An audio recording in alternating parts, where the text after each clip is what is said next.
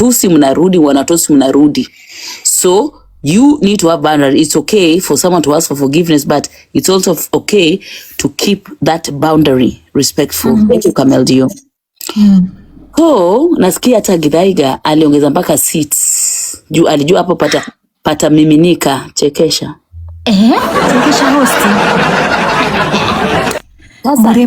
Murema boy. Wacha nikwambie, kuna rafiki yangu anakuwa Facebook, ni hao watu wa Murema wanakuwa na hizi mamoshene zote za WhatsApp. Nitumie kwa WhatsApp niwafuate huko niende nikaangalie udaku. Sasa leo thank you lovely. Hi Guzman. Sasa leo alikuwa ananiambia, kwanza alikuwa ameweka post mtu wa lipstick. Unajua nani wa lipstick? Hapana, nipe mji. Shauri yenu mtafanya umwakenyu sio aleta wa lipstick. Ebu sema statement alafu nitashikanisha. Wacha nikupatie statement. Nipe, I'm here for you. Nakwambia event organizer aliambiwa aongeze vete. Alikuwa analitavina anasema pana ongezeni. Huku kutamiminika na saki watu. Kutamiminika mfuriko wa utakuwa na mfuriko wa mfuriko. Ongeza viti, Sasa.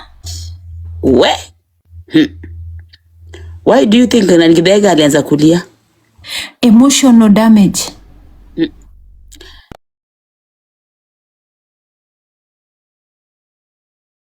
Hello guys, it's your girl Patience Status. Welcome and welcome back to my YouTube channel. If it's your first time here, make sure you hit the subscription box and put on the notification bell so that you don't forget any time I post a new video. Remember, I'm the queen of online gossip. So welcome to today's video. Don't forget to give it a like and leave a comment on the comment section. Yeah, really, but eventually they were able to get him some money, which is not money at all. Oh, that's good money. Well, no. For someone that is fundraising for election. Okay.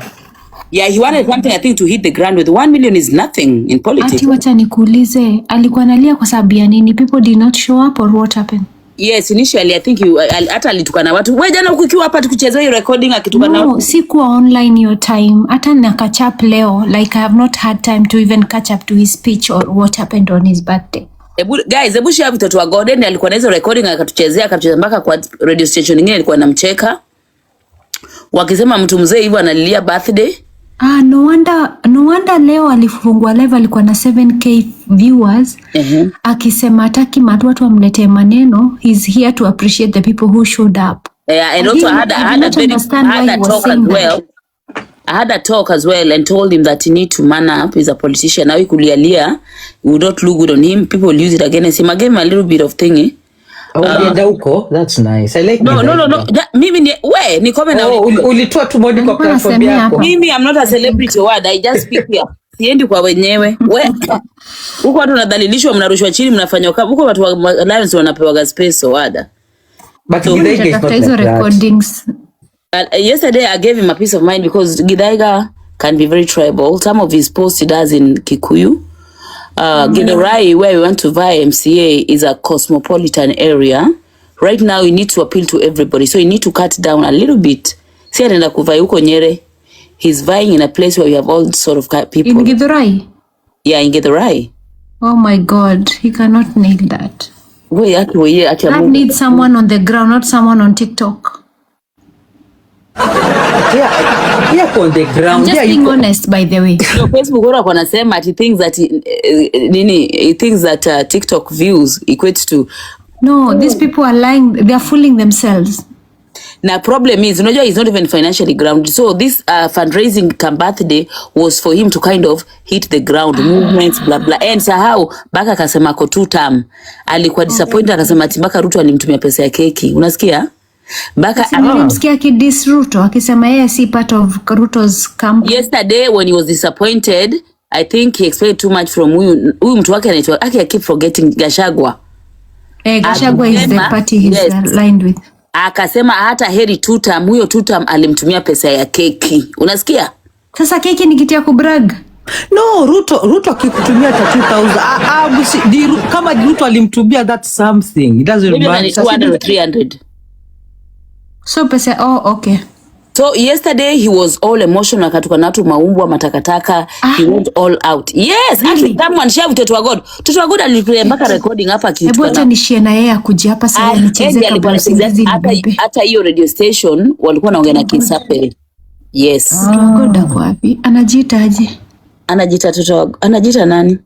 Alibadilisha jina ama? Mbona simuoni mtoto wa God? Nilimpatisha hapa jana. Alibadilisha jina, I think. Ama bado mtoto wa God, I don't know, but I think she changed the name. I'm not too sure. Why but did she change? Okay. Yeah, I don't know for whatever. Mtu atashia tu na yeye, najua atakuja. Okay.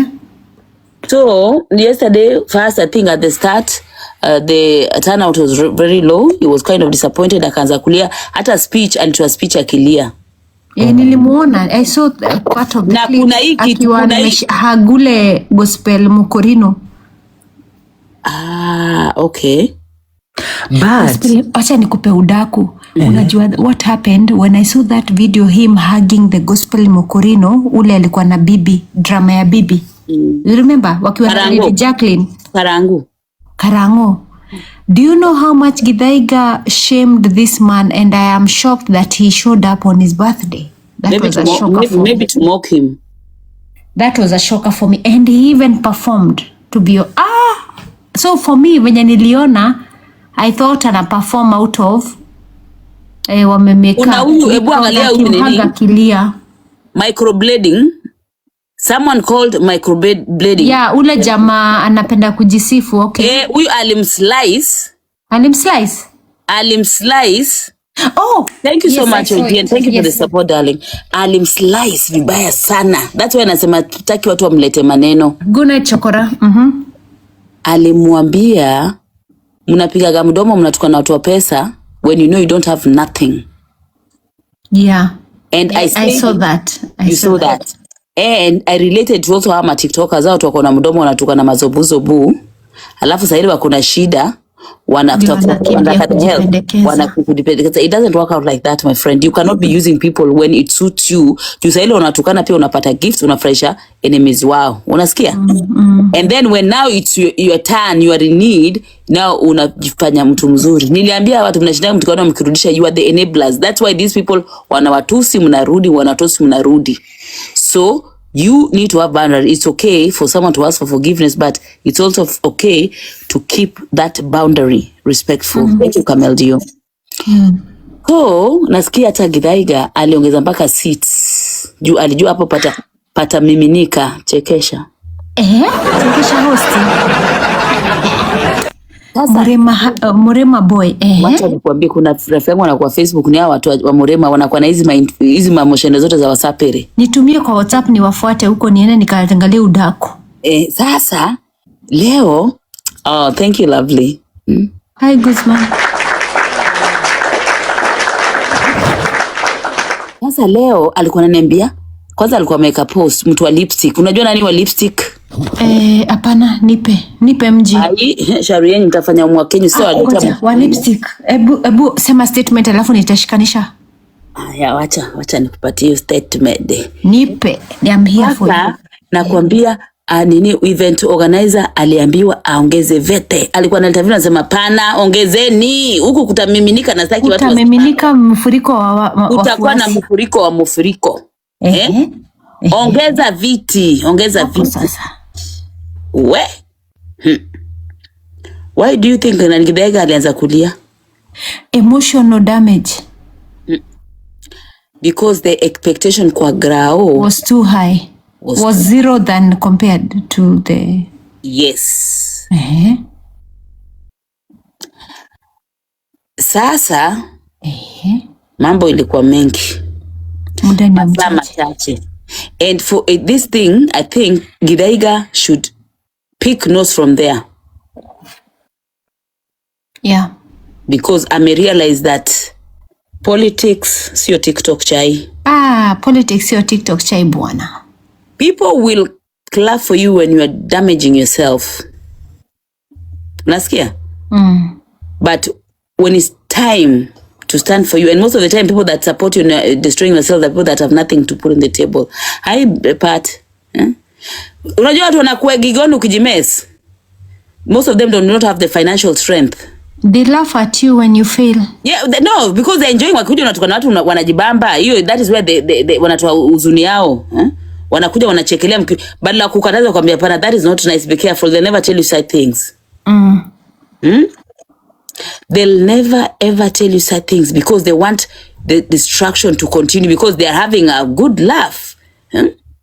And some of these people have been sent by the opposition, the party that you are always attacking and abusing. They've been sent to destroy you. Na usisahau pia the same people that nangangana nao wako na pesa wanaweza kanadha candidate against him intentionally wakumdestroy because them unatukana wanyamaza. Yeah. But they know how to hit hard. Turudi hapo kwa chai. Huyo wa lipstick ni nani? Kuna huyu nani ni kabimbo kingine kama chai jawa. Wa lipstick ni nani? Ni shoga.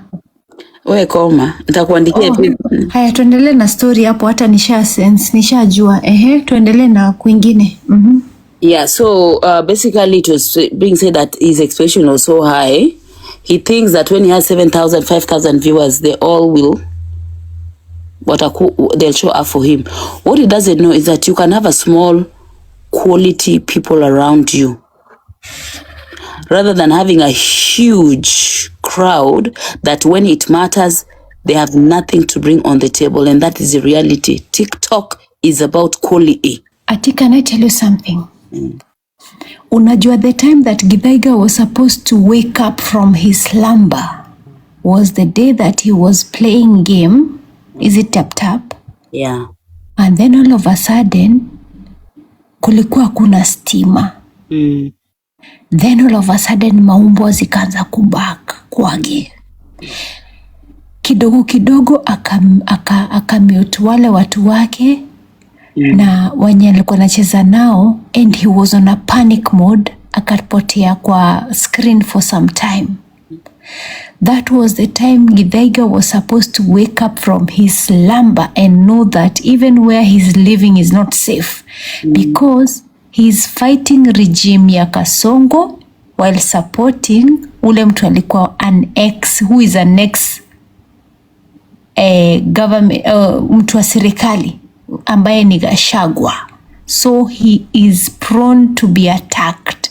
Na ukumbuke ati right now Githaiga is a threat. Hakuna kitu zafanya Githaiga. Githaiga is not a threat at all. He's too loose. Actually, let me tell you, this guy is very influential in the central come part. on, give me a break. No, let me tell you one thing. No. He's influential in the way Akona watu hapa tu TikTok watu wa hohehahe. No, Atty, let me tell you one thing. Githaiga is a broker. They broke people on Atty, wanapatia kakitu. But relax kidogo. Let me land. You'd have told me someone like Karango akona influence. No, Atty, relax. Ngoja kidogo nimalize. Huyu jamaa, he has a voice kwa pande ya Central. How? Kwa watu wenye wako kwa mtandao. But the moment alianza kuwa too much loud mouth, hivyo ndio alianza kudidimizwa kichini. Na all of a sudden unampata amedisappear, mara hana stima kwake for 2 months, 1 month. Haonekani TikTok. Hivyo ndio alianza kumalizwa kisiasa.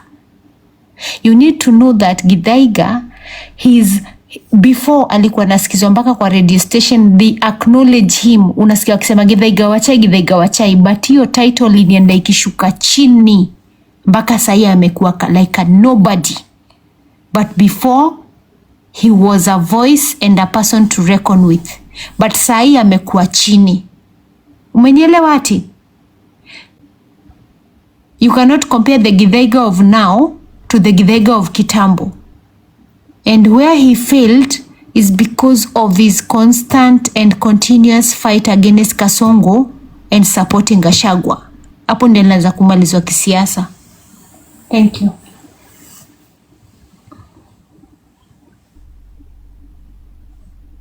Hata sikujua kuwa anavai but basi haku advertise hiyo fundraising yake vizuri because I didn't see it anyway, na siwezi sema ati nimepotea TikTok hivyo ati nimehata. I didn't advertise it kwa TikTok sana because ama kuna mali nyinyi mliona something flyer poster. No, alikuanga haja advertise but alikuwa so vocal kuongea, alafu kumbuke pia sexuality yake inamdidimiza, but he was somehow trying to align with his protection from the big people. Gachagua. Yes. Before he mentioned Gachagua alikuwa nakani kama mtu amekuwa. Sinasikia sorry kwa mda kuchukua maji. Sinasikia toka kwa Gachagua. Ametoka kwa Gachagua? You know, wacha nikwambie, what gave Githaiga that whatever visibility, Githaiga washai yuko hapa. Niyo story yake ya chai. But when he started now with these makanisa ama pastors, because let me tell you, religion is the opium of the masses, right? Yes. When he started now kuingilia ma pastors or whatever, do you know how many people those people have? Do you know how many kind of influence these so-called ama pastors? Kwanza hizi za they have been. Hata na shanga MC Chris anapigana na JCM, kwa nini anafanya maze tu achane naye? But yeah, he's okay because he's not looking for anything anyway. Maybe, you know, maybe someone but is in future he's looking to be supported by this Kikuyu businessman. How do you mean supported? And he's an MCA, he goes there and does events and he's getting paid. No, his business depends on these people, trust me. No, Githaiga has people that like him. No, I'm talking about MC Chris. I'm just giving an example. MC Chris, all this while, he's been doing his business without supporting our watu. Yeah, but akaanguka and now he's depending on them. You know me, I've never followed so much him about GCM. Hiyo kitu iko na chai kubwa sana ati. Iko na chai moto mofaya. GCM kwanza kila nani? Iko na moto mbaya. It's like a church. It's a church. No, it's not like it's a church. It's like a church. It's a church. But ni ile kanisa. Hizi zinaitwaje prosperity churches where people speak up. They usually ubiri about wealth. It's all about wealth. Nini prosperity. Hii kanisa ya kina. Ni kama ya mama and dad. Lakini sasa hii niko central side ya Thika Roduko wasapiri. Oh right, okay, right, yes. Okay. Because there's only a lot of fights.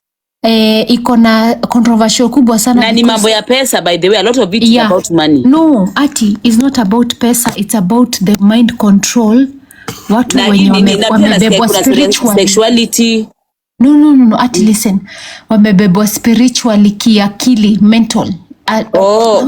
Brainwash. Kubebwa akili, brainwash. Yes. Right. Yes. So hivyo ndio iko. So wacha nikuulize, whatever thing happened the other day, story ya Githaiga, the radio stations, those guys really came like they made it so sarcastic in a way, ni kama walikuwa wanacheka. Okay? Because to me, I said it here yesterday, that Githaiga need to get a professional at this point in time. If he's really serious and kufanya politics, he need to have someone that can advise him at a professional level. Now you need to know what to say, what not to say, when and where and how. Yeah. Unasikia? Also, he needs to start working on his public relations with this watu kama sasa watu wa radio, because these people have a lot of influence. Unajua radio tu ikasema tupige, you know, radio media has a lot of influence and a lot of voters actually listen to radio. Hawako hapa TikTok. Watu wa TikTok. Wako TikTok. TikTok ni ya kelele wa propagandist na waudaku kama sisi. Maudaku, hata they don't even swear vote, they don't vote. Yeah. Most of them ni kelele lakini they don't vote. So the thing that happened during his birthday, do you think is kind of an eye-opener to him? And what sort of things do you, as a spectator, because I know you don't have any interest in it, you are not a voter there, Cindy? And whether he wins or not is none of your problem, right? Ama you have interest. You know, sometimes I don't have interest. That's the thing. So you are just there. A spectator. I am a spectator. You are spectating. So, because sometimes it's best to, personally, I like to listen spectators' opinion because they're not biased. Unaona? Yeah. What do you think? What lessons? What kind of things do you think Githaiga should learn from his past, the gone fundraiser? Do you think there are any lessons, any things that need doing, and stuff like that? And what are the probability? How good do you think he is? A chance? Does he have a chance to win the MCA seat in Githaiga? I think, first things first, I believe that Githaiga was lied to by either a prominent man that he's sleeping with or... Sleeping with Tena? Wait. Okay. Let me land. For him to think that he would vie for a seat, I believe that he was lied to by a prominent man that he's sleeping with. In this sense, this person lied to him because he's a vocal point or a very vocal person on TikTok back in the years. So aka believe like he has the masses because Githaiga used to be known as the Githaiga wa chai. But after alianza kujitangaza kama mtu anataka run for a seat in the parliament or your government or whatever, alianza kupata attacks chini ya maji na ikamdidimiza. Baka hiyo time alikuwa na disappear. So for me, I wish Githaiga would have gone back to the ground. I'm even shocked that you said he's running for Githurai because Githurai is more of grounded people. Watu wako chini kwa ground. I mean, watu wana run kwa ground. Watu kama Wanduthi, you know, I am a darling wrong. Wamama wa soko, Githurai market, watu wako huko kwa chini ya bridge. Githurai is so big. Uende huko mpaka side ya reli, uende mpaka Kasa, ushikane na watu wa Kasa waweze kukusupport, uende mpaka pande ya Mwihoko, you know, High Roach. So Githaiga to have thought that atasimama TikTok aweze atavie for a seat in the government, that was a wrong move and a wrong... hakuwa amejipanga poa, like hakuwa amejipanga poa siasa chini. So that is why I go back to my first statement. Githaiga must have been misled by a prominent man that he was sleeping with. Na hivyo ndio akafikiria he can be so prominent and so big in the 2027 coming election. Now let me ask you, why do you insist on this word someone is sleeping? Don't you think he probably had an ambition? Because we all have ambitions, right? Ati, if he had an ambition, he would have gone. It all starts kwa ground. Hakuna mtu akona ambition. Unaona kama Eric Omondi. I'll give you an example of Eric Omondi. Eric Omondi is a man with a vision and the vision is living in him. Huyo ni mwanaume amejituma. Hata akakufa sai tutabaki na jina ya Eric Omondi kwa mdomo zetu because he has done it, gone through it and lived in it. But huwezi kwa TikTok unasema tap and you're still running for a seat in the 2027 election. Ati. He doesn't have the vision. He didn't live in the vision. He doesn't carry the vision in him. But Kunis, ukiongea hivyo, mimi na wewe na Ati unfortunately atuko home, so we don't know what he's really doing on the ground. He's a TikToker. He should have brought it out to the public. If he's only coming to tap and running on the kwenda kulima shamba, kutoa arrowroots na manduma kwa shamba, how is that connected to what he's running? Hatujui how is connecting na watu wa Nduthi na watu wa kufanya nini on the ground. Arrowroot na blenda mani arrowroot unaniua. Yeah. At the end of the day, he's a good farmer by the way. Mintaseba like mimi this fundraising. Ati, do you mind if I share this live with him? Maybe he can come. Yeah, you can. Okay, he's my friend. Let me see if he can come. Ajua mimi nitasema like this fundraising, I wish he had done more also on TikTok. Ajua maybe because maybe Githaiga me I find the guy sazine yuongea sense sana. So apart from his lives, I don't go there sana because he speaks Kikuyu and I don't understand Kikuyu. But ile time maybe ndapata hapa sazingine mjadala moja mbili hapa, to me he makes sense, not all the time but yeah, sometimes. So ange make 2 flyers, maybe TikTok, maybe ange collect a few extra coins, but at the end of the day Atibu sema mtu bado atachanga Pandora, my dear. Mimi hata ningepeleka hata kanya 2,000. Atachanga, I think maybe watamchangia wacha nene, I hope atakuja. So admit asema like guys, share with Githaiga please. one thing tunafaa kumpatia his flowers. Mtu kujitupa kwa debe takes balls of steel. Not many men can do it. Not many people, not even many women can do it. And at times kujitupa kwa siasa, kujitupa kwa siasa, it doesn't have to trickle down to only about winning.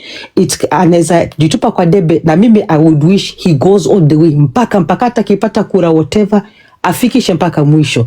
He never know. At times some people make connection. Hata anaweza, alafu other thing with Githaiga that can make him stand out, his sexual orientation. Unajua, we've never had anybody. It could be he could be the first person. Ndio lazima kuwe na mtu mwenye ataanza. It could be the first person or a barrier. Wait, no, I mean, no, as in we are looking at it in all angles. No, na sisi tunasema, ndio nimesema si lazima tiashini. So yeah, so, ndio Kunis anasema it could work either way. It could either way, a positive or a bad. Again, in Africa, I mean, a lot of parents, the sexuality itself will make some voters not vote for him, even if they like him, that they like which him. Okay. Because there's that fear that unajua kuna ile mentality atafundisha watoto wetu, atarecruit watoto wetu and all that kind of a thing. Yeah. Yeah, tunasema which is okay. He might go all the way with that, and inaweza mfanya asichukue kiti, but it can also work on his favor. He might get some other, maybe kakazi ama mali kwa NGO. You know, at times pia hii kujitupa kwa debe, as long as you do it the right way, and have the right connection. So exactly, yeah, you Gachagua, because remember when Gachagua came on TikTok, ni Githaiga limhost. So I don't know how their relationship is as you speak with Gachagua. Okay, if he's still in good terms, Gachagua definitely he has a good chance. Yota akivai akifail, Gachagua bado akona connections, akona power, and he can fix somewhere. But the question is, are they still in a good place with Gachagua? Somebody please comment section niambieni. I don't know. But umeona watu wangapi wakienda kwa debe, unafika mahali alafu you even get approached. Hata you can even have like 2,000 people behind you, wengine wataona ni kidogo, and somebody can approach you and they can offer you something. At times pia unaangalia, yes, it can be a win-win situation. If you have a good influence up there, yes, that is a probability. If only. So it depends on how strong he's on the ground.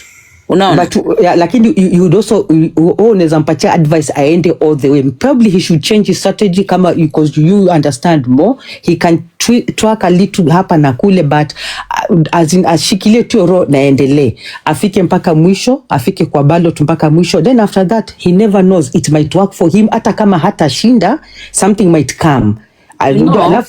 Pandora, personally, I am the person that will never discourage anybody on their ambition, because this life you only live it once. Always pursue your ambitions. It doesn't matter what anybody else thinks. That is your dream. That is your passion. People will have opinions, and be open for people's opinions. Unaona? So as a person, I would absolutely encourage him. It's not only a life experience, but it teaches you the other side of the world. Unaona? Once you've been in politics, you will never be the same, because you learn that politics is it's ni kama kuandika insha. Unaona? It sounds so good until you are there yourself, right? So and that is the people that have been in politics. You don't even find them randomly discussing politics. Ask yourself why novices ndio wanashindana na makelele na politics, because they don't understand what politics is. They've not been there. They don't know what politics entails. It's not what people say out here, the things that people say, right? And it's for the same reason that even this Eric Omondi, if he ever gets the seat of Langaa, you guys come back here, mtaiona Eric Omondi ngo. You'll never see Eric Omondi. It will be the end of everything. The Eric Omondi you are seeing here now, and the Eric Omondi that will be after politics, will be two different people. Right? And that's what I'm saying, that to me, I would always encourage anybody that has an ambition, whatever thing it is. After, if you want to go to school at 50, if you want to buy a house at 20, if you want to relocate, if you want to start afresh, always follow your passion, because life is just that. There are a lot of people that are stuck because of fear. Don't ever allow fear to stop you. So I'm 100% for him. Go for it. Now, the thing is, politics is about money. Yeah. Money and the right connection. So if he's still good with Gachagua, 100% is in good hands, because Gachagua has the money. Unaelewa? Can fund him. Because kama hiyo 1 million nisema ati alichangiwa at kama na hizo za elections whatever, hiyo pesa within 1 month itakuwa imeisha. 1 million is bloody nothing. Yeah, 1 million. Even in real life, wewe Pandora 1 million ni nini? Let's be honest. Back home. No, life is very expensive at home, my friend. And life is kwanza we're in politics. Kuna wenye walipata politics bila pesa kama kina Toto. Because of the euphoria. Parliament for years.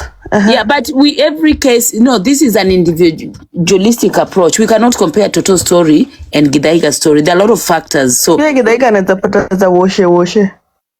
Okay, then if you say so. You never know. Yeah, if you say so. Toto was sponsored, hakuwa na pesa yake, but she was sponsored. Wale watu wa vijiji alikuwa na kuongea na wao, and then she has that factor of a young girl, very aspiring. There's a lot of hope and stuff like that. So kila mtu akona bahati yake. You cannot rely on someone else's luck, right? And I'm not saying that they are at a pattern. No, that is not in my place to say. What I'm saying is he has to be very, very well, placed, and also he's got to have some money because watu wa grao hawajui mawoshe. Another thing, Githaiga and Toto are two different people. Githaiga has served machai za watu hapa, amepigana na mapastors hapa TikTok vibaya sana. Umesikia? So he already has opposition from the word go. Githaiga ni mtu wa chai, more like a broker. Ni wale watu business wa Kikuyu wakiwa na story wanaenda wanapatia za macho, wananyemelea, wananyamaza. So these are the same people who will now go behind the scenes to maybe other mwaribia. And these are the same people, if he'd worked well with them, au ndo angekuwa anampatia nini support. Mtu ampatia 500,000, mtu hata if fundraise yake kama mko nasema Githaiga angetoka na kama 10 million, kama mnasema Githaiga kuna influence. He might have influence but not of quality. Dia anaweza kuwa kuna like Nani said Kunis, because I don't know how much he has on the mountainside. But going from what we saw the other day, then the ground is different. The ground is not really receptive. Or maybe this is the first one. Maybe you need to get another better one that is well planned, that get like a proper good place, hata kama ni kahoteli, somewhere decent that waheshimiwa wanaweza kuja, all your friends that are up there. So I think the strategy was not well placed, the timing, and the fact that alishikanisha na kama birthday. So it didn't look poshish. You get me? Ilikuwa inakanjashish. Like, why do you want to have a birthday to kwenye room and tena fundraise? Make it make sense. If it's a fundraiser, let it be a fundraiser. But the fact that alika the birthday fundraiser, but the yake elections, it was too much in one plate, if you ask me, strategically. Because again, in politics, like any other thing, you don't want to look like you're so needy, like you have nothing to start with. Unaelewa? Because anybody else that was going there took it that only birthday yake, he want to take advantage of his birthday, collect pesa, diaide nazo kwa ground, aanze kuchapa nazo ground. That's just me. I don't know the intricate and how it was planned and all that. And also his talk in the process, baada ya hajaisha ashaanza kutoka na watu. Ashaanza kusema sio ndio rafiki yangu, anaenda UK kama event wa Kikuyu. Si aende UK na akatalia huko UK basi. Aende UK basi akatalia huko. Afanye kazi maybe for another 5 years akuje hiyo the next time. Yeah. But Kunis amesema is influential in what amount? Hebu niambieni by the way how influential Githaiga is in Mount Kenya.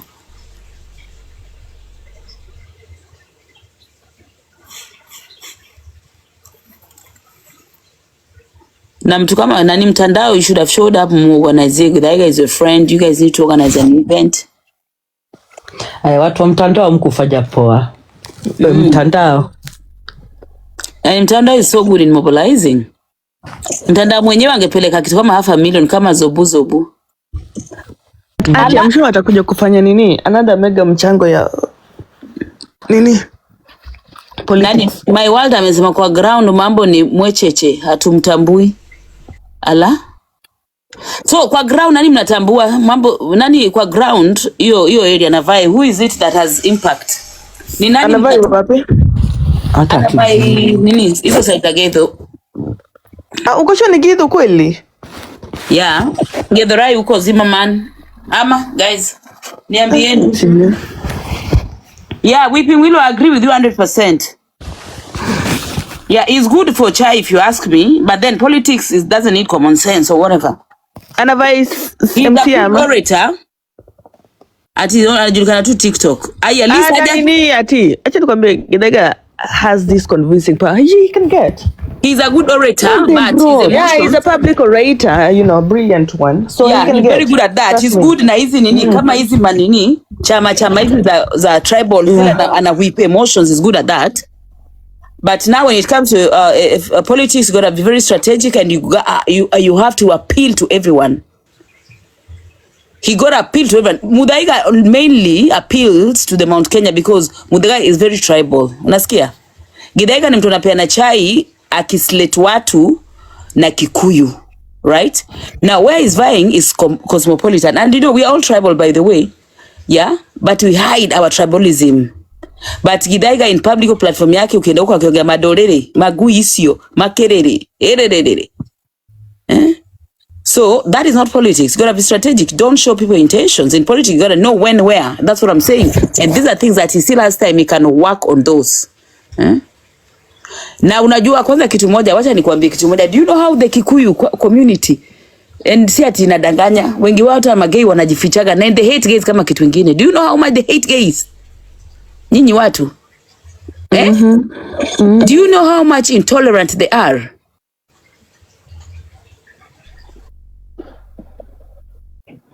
Maybe that could be the reason why anavai sasa maybe uko cosmopolitan na not uko detwaje home kabisa Mount Kenya. Yeah, but you see, Githurai Zimmerman is, I would say, cosmopolitan, but again with it's a middle class kind of a thing, eh?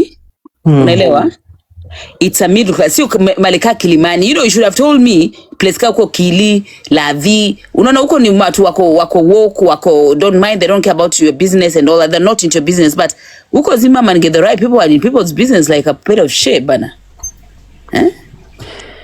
Tafute batu mtu mmoja wawili wachache wa mwendos. Sasa yeye angeenda kuweko kwa mababi huko watu wako woke, eh? Watu wamesoma, watu then care who you sleep with and who you don't what. Lakini Zimmerman, my friend, is very, very, very volatile. But as you've said, you just never know. I love your optimism.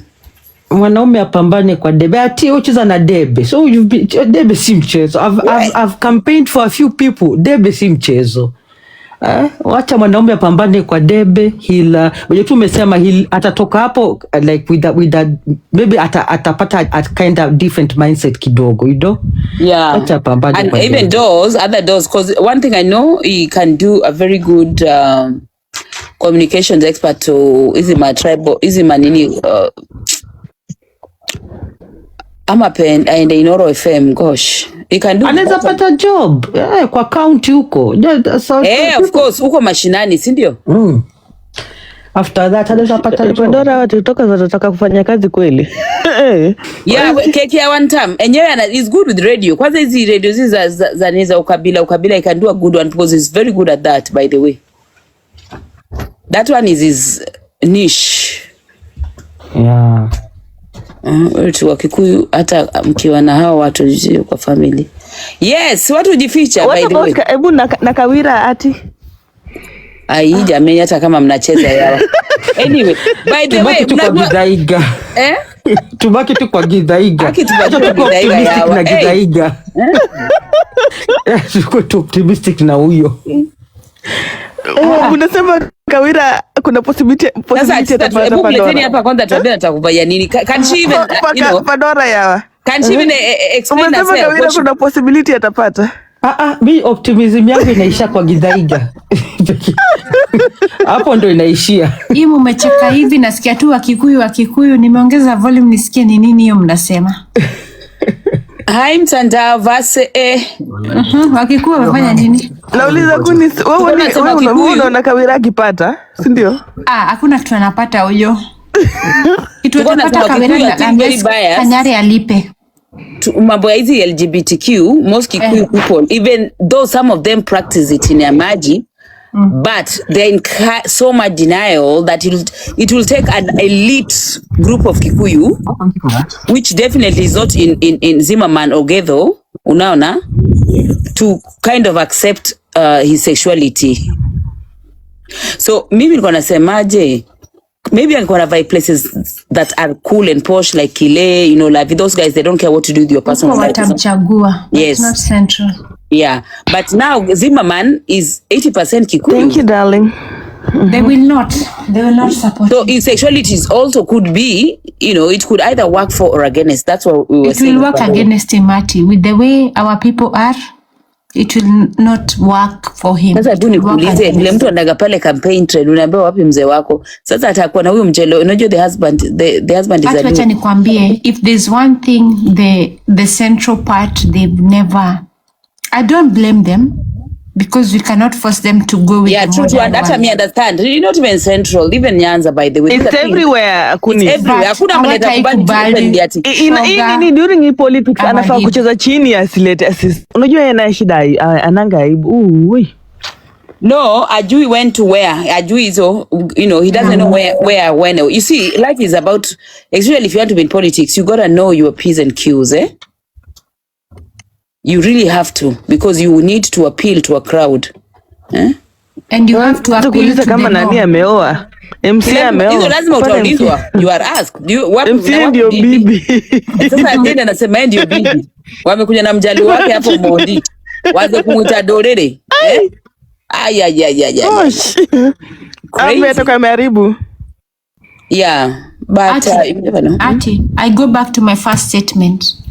Githaiga was lied to by a prominent man he sleeps with that he could run for a sio kitu. Hebu niambie mambo ya kusleep na mtu unajua ni kama uko na kachai mahali.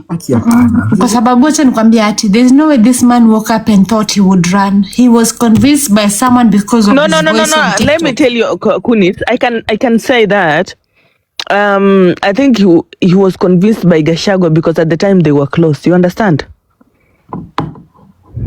Umeelewa? That's exactly what convinced by someone he yeah, kwa sababu alisimama na akasupport alisimama na akasupport party ya chama ya Gachagua. Yeah. Umeelewa? But way before Gachagua, he was also running and speaking about his running whatever aspirations. Maybe it is his decision. Kama Kawira venye aliamka akasema atakuwa MC, same thing. Ala ati in the second time anavai. Okay, the same place. Nasikia it's the second time.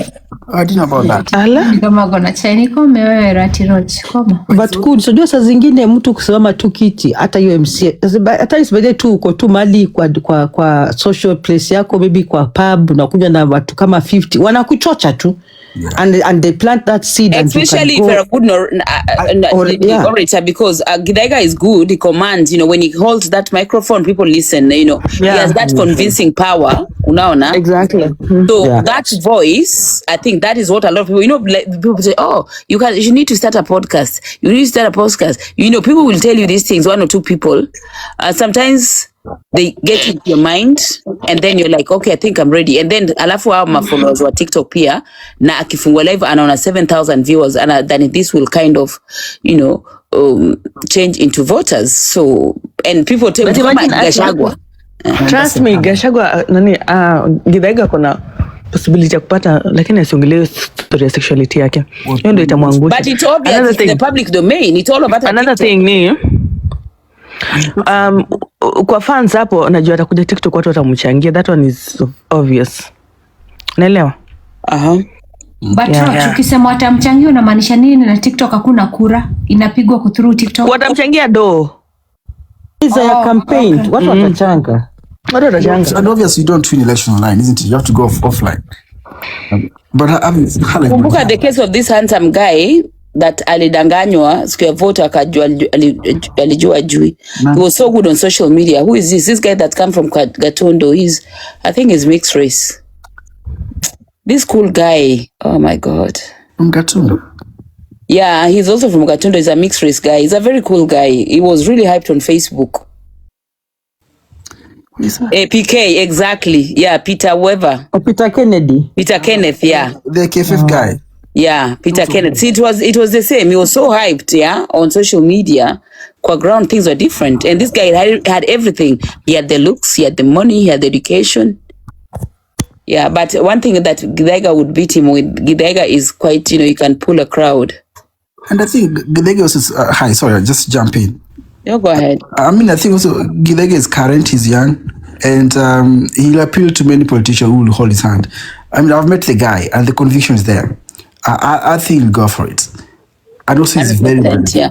But you need to work on himself. There are a few things here and there. The problem with you never tell people the truth because you unataka kupenda na kila mtu. That is the biggest problem you have, that me and you have, mtandao. Right of reply. You don't call people out. Now tell me the things that you feel you need to work on. Well, you always... Sorry, Githaiga, you need to call him out on the things he need to work on. You've been on his space. Githaiga is one of the most tribal man on this app. Yes or no? No, honestly, I get to right. That. Okay. Most of his kind of, sometimes when he go on a tribal rant and he calls people out of the name. Do you know he uses words like ndorere, which is a very derogatory word? I mean, I don't speak Kikuyu. You'd never speak Kikuyu, but do you know he uses sometimes? That's why I'm telling you that problem yako Githaiga nani mtandao. I never want you to be my friend because you will not be honest to me. Anyway, give us your opinion. Let me not push my opinion. No, it's fine. Come on, opinion yake too. I mean, Sammir is a friend. Okay, so is your friend? Yes. And is he 100% perfect? If you ask you. No, it's perfection. Okay, so tell me the pros and cons. What areas you probably think you need to work on? Look, I won't speak on behalf of Githaiga, but I genuinely think that what will see him through. Well, listen, like you run for office. I mean, you know that. Listen. This is someone that is vying. He's been here on this space. You see him, the pros and cons. You said he's a good guy. Well, yes. Do you think there's anything you need to work on, or is just okay? Of course, yes. No, of course, yes. Yeah, so say them so that he knows. We know. I say, first of all, you don't win election online, isn't it? You win elections through. There are some voters there. Sometimes you have influence. We have influence. Apparently, not online. No, but mtandao. One thing about you, maybe the reason I find it. Okay. I carry on. I mean, so your opinion, isn't it? Mimi, if someone asks me about you, I'll tell mtandao is a nice guy, but you need to stop with the people pleasing. Okay. Well, I don't believe that, but because you cannot. Like everything is yes. Like I'm asking you, Githaiga is your friend, Peter, whatever name you call him, is your friend. Sammy is your friend, right? You have seen him, you see him. What areas do you think now that you want to vie for a leadership role? Is there anything you can add on him to work? No one is perfect, okay? And again, as I said, look, you run for office yourself, okay? There are lots of things that people need to not people. We are talking about you advising. Give me an opinion about Sammir as someone that want to vie. Okay, now I'm asking you, mtandao. You've known Sammir for such long. You've met him even in person, right? I have, yes. That's even beautiful because then beautiful. Actually, you're the best person now to talk to. Tell me other story. Listen, I think many people will relate with Sammir. That's number one. As I said, okay, he's young, he's current. Now, is there any need to improve on? Of course, yes. Okay, you need to shape his language. Okay, you need to convince people. Because, see, when he talks against power. But sometimes when you talk against, also you need to have answers. And he doesn't have that. So it's about shaping his message. What does he want us to believe that he's going to do for people of Zimmerman? That's to be number one. So the message has to be shaped, but also he has time. Okay, no experience. People will hold his hands, and people will guide him. And also, you talk about the tribal jab. Yes, there are a few things. There's a way when you put things across, people see him as tribal. I do not think Sam is tribal at all. If you look at his circle, most people that Sammir Githaiga hangs out with are not mostly Kikuyu. That's the same way my racist white neighbor used to say that, I have a lot of black friends, I'm not racist. I have a lot of black. And that's the same way of reasoning. Just because it hangs around with the people, oh my God. Because you judge what you see. People will hang around to cover up he has a very small that, circle so that people can say, unaona mabesi wake ni weusi, unaona mabesi wake si wajaluo, ni kabila tofauti. To me, and that is your opinion, I agree with that. To me, if you give me a list, I'll have Githaiga in there as one of the tribal. We all tribal, but it depends on how we hang our tribal card out here. Not from point of hate. I don't think if you look at Sammir as a tribal guy, not from point of hate. And who told you tribalism comes with hate? So say again. Who says that every tribal person has to it can't be it can be dangerous. Come on. Oh. It can be dangerous, especially when you speak to a diverse audience and you learn one language. When you want to vie in a cosmopolitan place, you gotta start toning on your tribalism. That's what I'm saying. Exactly. So Exactly. those are the things as a friend you need to advise him in. Oh no, we know definitely he has it, but for the sake of his ambition, he need to kind of work on such areas because they're very obvious. Anybody running away from it is just not being honest with themselves, because you probably want to be keep being that friend. Wewe mtandao nilisikia vile uko unasema. I know how people live on eggshells on these spaces. See what baby like. Hey, listen. If you allow me to finish about. Oh, sorry for interrupting. Okay. Let's say. Yes, I'll say he needs someone to hold his hand, and he'll be fine. As I said, he has a very small circle. And honestly, about tribal thing, I don't think Sammir is that tribal. No, he's not actually. Anyway, for him to lecture, as I said, yeah, the team that he has, that was not a debate. It was my opinion. So it's just So don't debate my opinion, and don't refute my opinion. You have yours without the need of trashing mine. I've given my opinion though. Thank you. Yeah. So I know he's very brave as well. You need to be brave in politics. And anybody that is trying to go into politics, they need to be respected. I mean, it's a very, very dangerous space. I can very lonely as well, and very expensive. So anyone that just says that I want to go for politics, and you can actually see what they're trying to do to go to the ballot, we've got to respect them. That's really now we need that change of governance, isn't it? We need a fresh blood.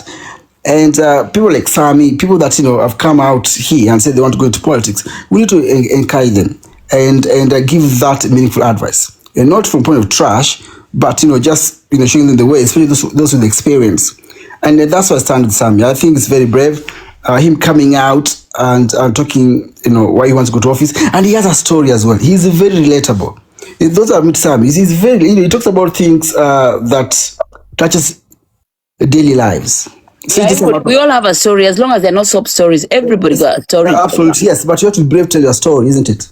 Yeah. And not when it suits. People that tell the stories as a sob to get sympathy. People are tired. People can see through it. So unless it's relatable, keep your story to yourself. Yeah, it depends on the time and the audience as well, isn't it? Yeah, I'm just giving this as an advice that not every stories need to be told, especially at a particular time, because they're seen as a sympathy card, And politics, my friend, there's no fucking sympathy in politics. Kenyan politics do things: strategy, connection, and the money. That's it. That is why we had Sonko for a governor, someone that could barely even write his own name, but because he had the connection, he had the money. Unaona, kuja kutuambia hapa vile uko na lanja, vile uko natembea 6 kilometers vile, no, nobody gives a fuck, because in politics, if you do not have the things that are needed on the ground, my friend, don't, because the loss is huge, literally, really huge. When you talk about Sonko, how did he made it? It's because of money, right? Wacha tuonge tubaki hapa kwa Githaiga, wajana kwa Sonko. So you, as Githaiga's friend. Ojo, as much as mnasema that mambo ni kwa ground, but I was just thinking right now, nikasema like what would I do if kama ningekuwa kwa kiatu yake and I was really serious. I would also be ruthless hapa kwa TikTok na hii campaign yake, like seriously, mimi sijasikia campaign ya Githaiga until today, like at his vying, he can come apart from the fundraiser, anaweza da platform yake convince people, he can even get 200 people wende wachukue kura huko. That is also hata akipata 50 people, like some of his supporters kwa platform. So as much as tunasema mambo ni kwa ground, no, mimi nitasema hata pia kidogo, he can give maybe 20% of his time akuwe ruthless kwa mtandao. Si ati ruthless ati matusi, no, ruthless with his campaign pia hapa kwa platform. He might convince people, because mimi nishaikuwa convince kwenda kuchukua kura mahali si haiko account yangu, but I did it for somebody. So if he can get, like, I might be thinking like 2 but hata kipata 200 for MCA, that's a good number. Now, at the end of the day, I know at times politics is all about the numbers that you carry, not the numbers that basically you're going to win. You can win, but also even if you want to, a place to negotiate, sit on the table and negotiate with the rest of the people, you have to have numbers behind you. So ndo maana nikasema he can do it for the win, akipata poa, asipopata, as long as akienda kwa negotiating table aseme okay, these are the people that I have behind me. Na si kuna ile paka watu wanaenda wanakatanga ile mtu anaenda kujiregister kwa MCA under the party, something like that, ndio? Ati yeah. Yeah, so he can convince how 7,000 viewers wanamwangalia pale kwa screen akikaa, au 2,000 akipata 50. Why not? Nataka nitumie hii example You remember Kaluma Boy? Kaluma Boy ni kina ndo influence watu. Sini kina Githaiga na kina MC Chris. Awa wote Kaluma bwanalia kwa choo.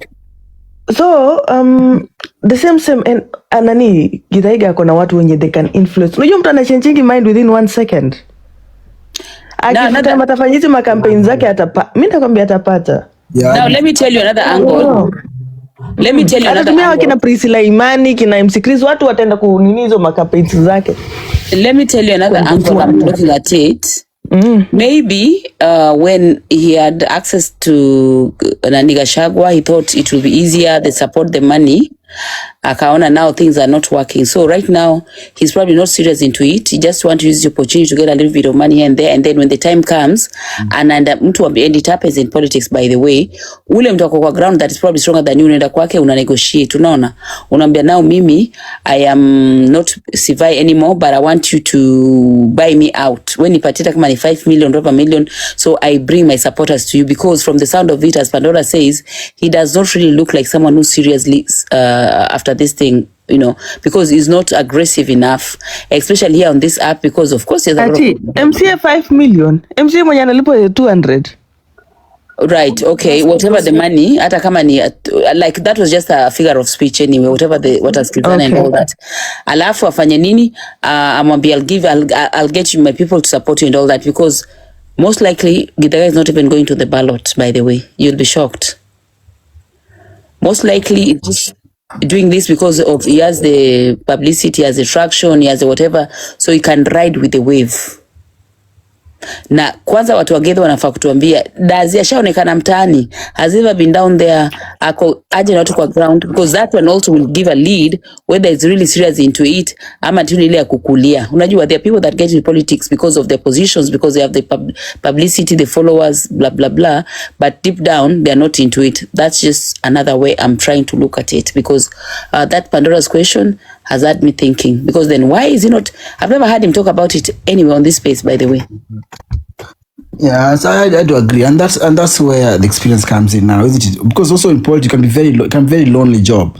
You know, if you don't have people that guide you, you can get lost. But let's talk about Sammir. See, also there's a day that they talked about him for Senate, so people know who he is at a political ground. Like those guys know who he is. No, it was just a passing ground. They just called him. Hata mimi kuna siku ndani Sakaja alishanitaka kwa nini, that is nothing. Well, no, that's something. Come on. No, but it's true. It's true. Sakaja alikuita wapi? But Ati, uliza watu wanajua, not even unajua Pandora Ati alitoa Sakaja, hebu ni mtu tuambie. Ati that is something though. Kutana kwa Senate. Ile time nilikuwa na kwa attack. Ile time nilikuwa na attack na Sonko, he called it out because you know they were rival Sonko, so they usually use circumstances. He asked why Sonko is boring an innocent woman like Ati. Yes, an activist. Ati innocent. Ati walikuita kwa sababu you got an influence. That's why they mention your name. That's what I'm saying. Just being mentioned. Politicians don't give a fuck about you. They'll mention you when it suits. Absolutely, yes. Because if they really mattered, if you really mattered, your grand fundraiser yake, that should have been start. Angepata kama 10 million. You know what I'm saying? I'm saying that just because a politician mentions you, it's usually when it suits them. Yeah, of course. But it's something though. But wait, so ulito kwa alafu ukaitwa alafu? Endelea na story yako. I'll just give you an example, bana. Kukendaje sasa, what followed? No, it's not about me, but Anna. But I'm asking you. Si tusiweza kuexplain. No, unasikia nani? Mtandao ite Githaiga Sammir ndio yonekana namjua vizuri kutushinda. Najua. No, I Sammir. Roch mimi najua Githaiga. Unamjua, you see, meeting someone kukula naye fish. You think unamjua. Hapana, I know Sammir very well. What do you mean you know him? Don't ever say such a word, yawa. That's too personal. I don't know. Unajua ni mtu aidha mlikuwa naye kole for 5 years, you're together 4 years, so you know their character, you know them, you know. Ama mshaishi naye, lakini mtu unakutana naye once or twice. No, you don't ever claim that, manze. Well, anyway, it's about me. Just say I've met him. No, Sammir is a friend. Oh my God, mtandao unakuforce issues. Hapa si force wada, mimi niko tunakwambia tu. But anyway, what I was saying is it's a good thing, and mtandao, if you're Sammir's friend, when I was advice mtu ukweli. Tuko sawa, tuko sawa. Mimi bure. When I hapana, wewe naye, you are not a friend that could, because I think ni vile, maybe you don't want to be seen as a, you know, mean, or the other side of you. You don't want to say no. I don't know. But there are a few things here and there, and at this point in time, ask him to hire a professional. Hiring a professional, you probably just have them like 2 days, or before you do anything concerning politics, you can consult them. Before you kuja hapa TikTok, and now you need to understand that as a politician, you need to cut down on hii mambo ya sayota na kuja kulilia TikTok. Asha kunywa pombe, amekuja hata jabeba handkerchief, amefungua live, machozi all over. No, we want to see the leadership role. We don't want to see our leaders crying in public. Unasikia? Especially emotions, but you'll be okay. Yeah, politics is not about emotions. Sasa watu lazima ule mwana shirika amelia TikTok, huyu unataka kwa MCA. You see, how will he even handle issues, right? It brought Ruto to public, isn't it? Yeah, but Ruto was already there. Ruto was, we cannot compare Ruto with, it's you know. Comparison. I'm just saying emotions matter though. But at what time are you giving us emotions? We want you when you are already grounded, ushaingia pale. Sasa hata ukilia mtu wa pesa unajua kilia hata machozi yake inakuwa tena lovely. Mpenda kiki wapi? So I saw a comment there. Kawira is better than Sammir. Kawira is better than Githaiga. Mpenda kiki wapi? No, kila mtu ana nini? Si kila mtu anavai tu kibi yake. So hakuna beto. Kila watu wake. Kila mtu na watu wake na Bidi ingekuwa threat huko kwa ground. That with a nice bargaining power. Yeah, exactly. Mpaka kwa Ruto na Githaiga. Ya Ruto alikuwa mtu anapenda God, anafanya nini, akunywi. Sasa Githaiga kuja kulia tunajua ni pombe, ama ameachwa na bwanake, ama kitu imehappen, you see, because that is the picture is brought out here. So those are the kind of things that people will think along. Sorry nani to interrupt. Like, but pia kwa ya acheze safe that ajue tu, but he has a lot, akona a lot to win. He has a lot, and that's why I said you need now at this point you need to get a professional to work with before atakuja hapa TikTok. Hata hizo vitu zake, he need to calm down now, change, because the beautiful thing about the human brain, it adjusts so quick. Unasikia? So we want to forget that Githaiga washai, Githaiga whatever. We want him to come here and start kind of incorporating his interest. Anza kuongea story lazima za ghetto, atuambie, you know, something that we can relate with, the voters can relate with. He needs now, unaona, to be relatable to what is, anyway, it's not, wacha unnecessary advice, unsolicited. No, it's okay. Akisikia, he can pick what he can pick. He can discard what he wants to discard. Yeah, but one of the things that he can do to help himself is now get professional support and have someone that he consults with before he come and open these lives zake. Unaona? Yeah.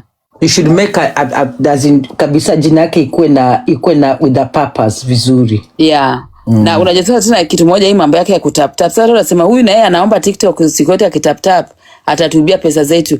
You know, impression is everything. Mtandao, what do you think about that? No, totally agree. What I say makes sense. Not just you, but everyone here. Yeah. But because it looks like his survival is mainly on this app. You get my point? yeah, but you know, I think it is online. I mean, TikTok is his platform. That's his home ground. Yes. So it's about moving away. That's what I'm saying. You don't win election online. But so he has that platform that he has here, which is good. But now you translate that into votes. And as I think somebody said that Sammir has got a huge power when it comes to mobilization. He's a very good speaker, and he knows how to bring a crowd together. It's just a matter, again, your message is very important. Yeah. Once he knows how to mobilization, no, because he's a careless speaker. Anatusheka maneno sana. Mobilizing people, but orator, yes, he's a good orator. You know, you can move. He's an emotional speaker. By the way, he can do a very good propagandist. That one 100%, because he knows how to work people's emotions. Because when he comes there and the Kikuyu mada wanyoba gema gotire modo omodere gema na gema hatutatumika is so good at that one 100%. He's not a unifying leader. He'll be a fiery leader. Atakuwa ule leader that will be a community, you know. He'll be a tribal leader, not a community leader. Okay? Are you getting what I'm saying? That is my opinion from what I've observed from him. Kuna huyu mwingine anaitwa nani? This other one. This is a very tribal guy that was his friend. They were very tight. Nani? Guys, ebunia huyu Kabira into Kabira wa makaniko ama whatever. This other Kikuyu guy that came with this story ya nini? Ya Gamer for Gamer Mbanya. Yes. Him and Mbanya. Those ones. Hey. Where? Eh? But yes, the content. Oh, come on. Stop. I mean, listen, I've never met Mbanya, so I don't so much. Yeah, but don't say that Mbanya ni content, please. Wait, Mbanya ametoka wapi? Which area is he from? So you don't even know who Mbanya is? Wait, do you know who he is? Of course I talk about people that I know. People that I don't know, people that I've paid attention to. You know me, I pay attention. I go and listen to people. So I've listened to him, his ideologies, what he believes in. He's a divide and rule kind of a person, and him and Githaiga has more or less the same traits. So I'm saying they can do very good tribal leaders, but community leaders, no. Not at all. If you ask me. But politics doesn't care about that. Yeah, that's what I said. I said, Dani, anybody can come and lie or whatever, but we all know that Githaiga, we are all tribal, by the way, but yeah, Githaiga ni ile ya kuchoma. Unajua? Hiyo ni ile ya kuchoma, because he believes that as we are superior, me I'm superior, we should not coexist with these people, we should not do that. There's a time walikuwa wamesema hapa kwa hii app that Wakikuyu wafanye biashara na Wakikuyu, which to me did not make sense at all. Absolutely. Because you as a seller, you want to invite everybody else to buy from you. But when you start these things, that is doing no, anybody that believes on that line, we are not having a discussion, Bana. Just out of curiosity also, some is a human rights activist, but they don't do very well when it comes to politics. Why? Do you know? I mean, that's a question. I think most human rights activists are from their leader. They most of the time they're always fighting the government. You know, to be an activist, most likely you're usually on the opposing side. Unaelewa? You are fighting the status quo. You are calling things out. You know, you are right there at the forefront. So being in the government means conforming, because 99%. Look at Githaiga. The moment he was in the government, he was part of the government, the system, the same system that he was calling out that endeared people towards him. Do you know why people voted Githaiga? And that is why a lot of people right now are very wary of Eric Omondi, because tunajua most of these things, unajua, ni ma tactics. Once they get that position, they're done, they're gone. Okay? Because look at Nani, Okia. Okia is not as active as he was before he got the Busia seat. Unaona, look at Muhammad Ali. So politicians should not be activists. Right? Eric Omondi is now at the lead, being an activist of almost literally anything in Kenya. But trust you me, once he gets his seats, God, I pray he gets it, because that is his dream. That will be the end of Eric Omondi na nyinyi na nina. That's it. When you go to politics, you have to adhere with the system. You have to eat with them. Unadhani wote waweka kando? You can't, because politicians, 99% of them, are everything that is not, doesn't not go with the other side of activism. Yeah, that's a good shout. So, yeah, and you gotta do what you gotta do, by the way. It takes a lot. Yeah. It takes a lot to... Anybody going to politics, 99% is for their own interest. Nobody should... I know people that are woke enough understand that. And that is the reason I tell people, do not fight over politicians. They don't care about you. It's all about them. There's no single day. So talk about politics, emotions, scandal, work on yourself to better yourself. That's it. But the reason why we have to talk, because we are part of it. If you don't talk about it, the bad roads that we have in our country, now the femicide that happens. So sometimes when you talk, the government listen and tend to do something, and then again just falls back on their convenience table. Unaona, saizi the youths in Kenya, there's a high rate, young men are really being killed and are dying or whatever. So these are things that now politicians have started raising up, because it is out there. Human rights activists, the numbers have really shot up. So people like us on the side, when we talk about these things, we are just adding to traction, because silence is consent. You might not have so much power, but the fact that you talk about it and create awareness, a parent somewhere will go and remind their teenage child, please be careful, don't do this, don't this. Even teenagers themselves, they need to know that right now they are very, very, very, they're such a big target. Kama kuna huyu kijana anaitwa Miles amekufa, guys. Has anybody of you heard about Miles? Mtandao? Mimi bado sijamsikia hata simjui. Mtandao should know about Miles. Is on Facebook. Now this young guy that's left home and was found dead, ametolewa ulimi. Alikuwa ameenda kushoot. Sijui ni shoot either Jalasa ama Baba Wino, one of these things. Ow. Yeah, so he was found dead and all that.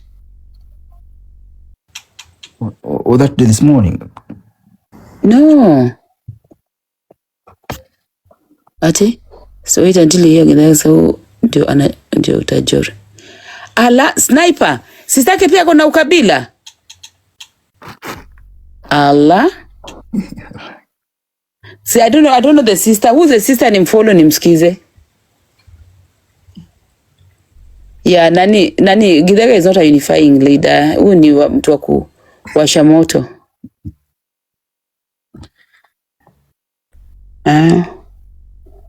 Huyo hata akipata hiyo seat MC na Kikuyu wote Zima na Githaiga na nini watambua hame. Unakuanga up to date na news za home vizuri sana. You see, I still have my group on Facebook, I still have my Facebook page, I still have friends on Facebook, and I find Facebook more mature when it comes to discussing issues, unaona? Yeah. Because you're not discussing issues, someone recording you going to play it tomorrow to swap it in their own version. Unaelewa? Unajua TikTok, you're here talking, someone literally is recording what you're saying to go and twist and turn. Because they have no content of their own. Yeah, to spin, isn't it? To spin it, to suit the narrative, because they have to come here and wagonge donut, wagonge hat me. You know? That's the nature of the platform. That's what I'm saying. So, on Facebook, you can discuss real life issues in a very mature way. Unaona? There is no money involved. Yeah. There's no money involved. There's nobody there sitting with their pseudo recording you. It's been a while. The bottom line is, anyone here think you're going to politics, go for it. You know, we need something different. And obviously, why don't you twende Kariako kwa MCA Kariako tutakuboti? Nani mtandao? What are you gonna tell Kawida, a young upcoming MCA? Yeah, but wait, Roch, listen, anyone going to politics, go, guys, and any manze. We need something different. I like about Tagawizo Kura. Wana hutaki kunipea opinion ya Kawira yao? Unajua mtandao kwa straightforward, it doesn't shoot straight. Lazima anybody ashina tu anybody. I will talk about someone that I know. But you know Kawira, definitely. Yeah. Give it Roch, she's been asking for ages. What do you think about Kawira? Anyone here. You see, unaona anakoga hivyo anyone. Aki mtandao. Let's go for it. Anyone here that can go for it. Okay, the details now. Atina Fandora mtu advice aje nani? Na uda mwadvice la kunilicious wewe utaadvise aje kwanza tusikie wewe mtu advice Kawira aje?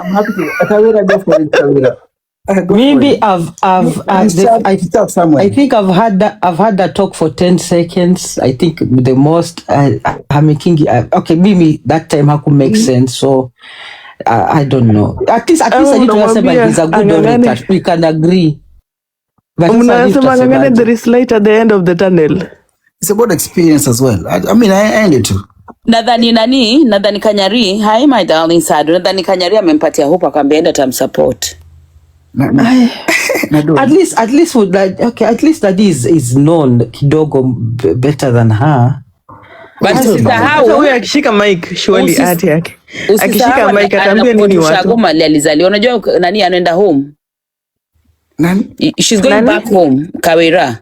No, Kibira, my dear. Langata. Kibira. No, give me a break. Langata. No, come on, stop it. Wait, what you talking about?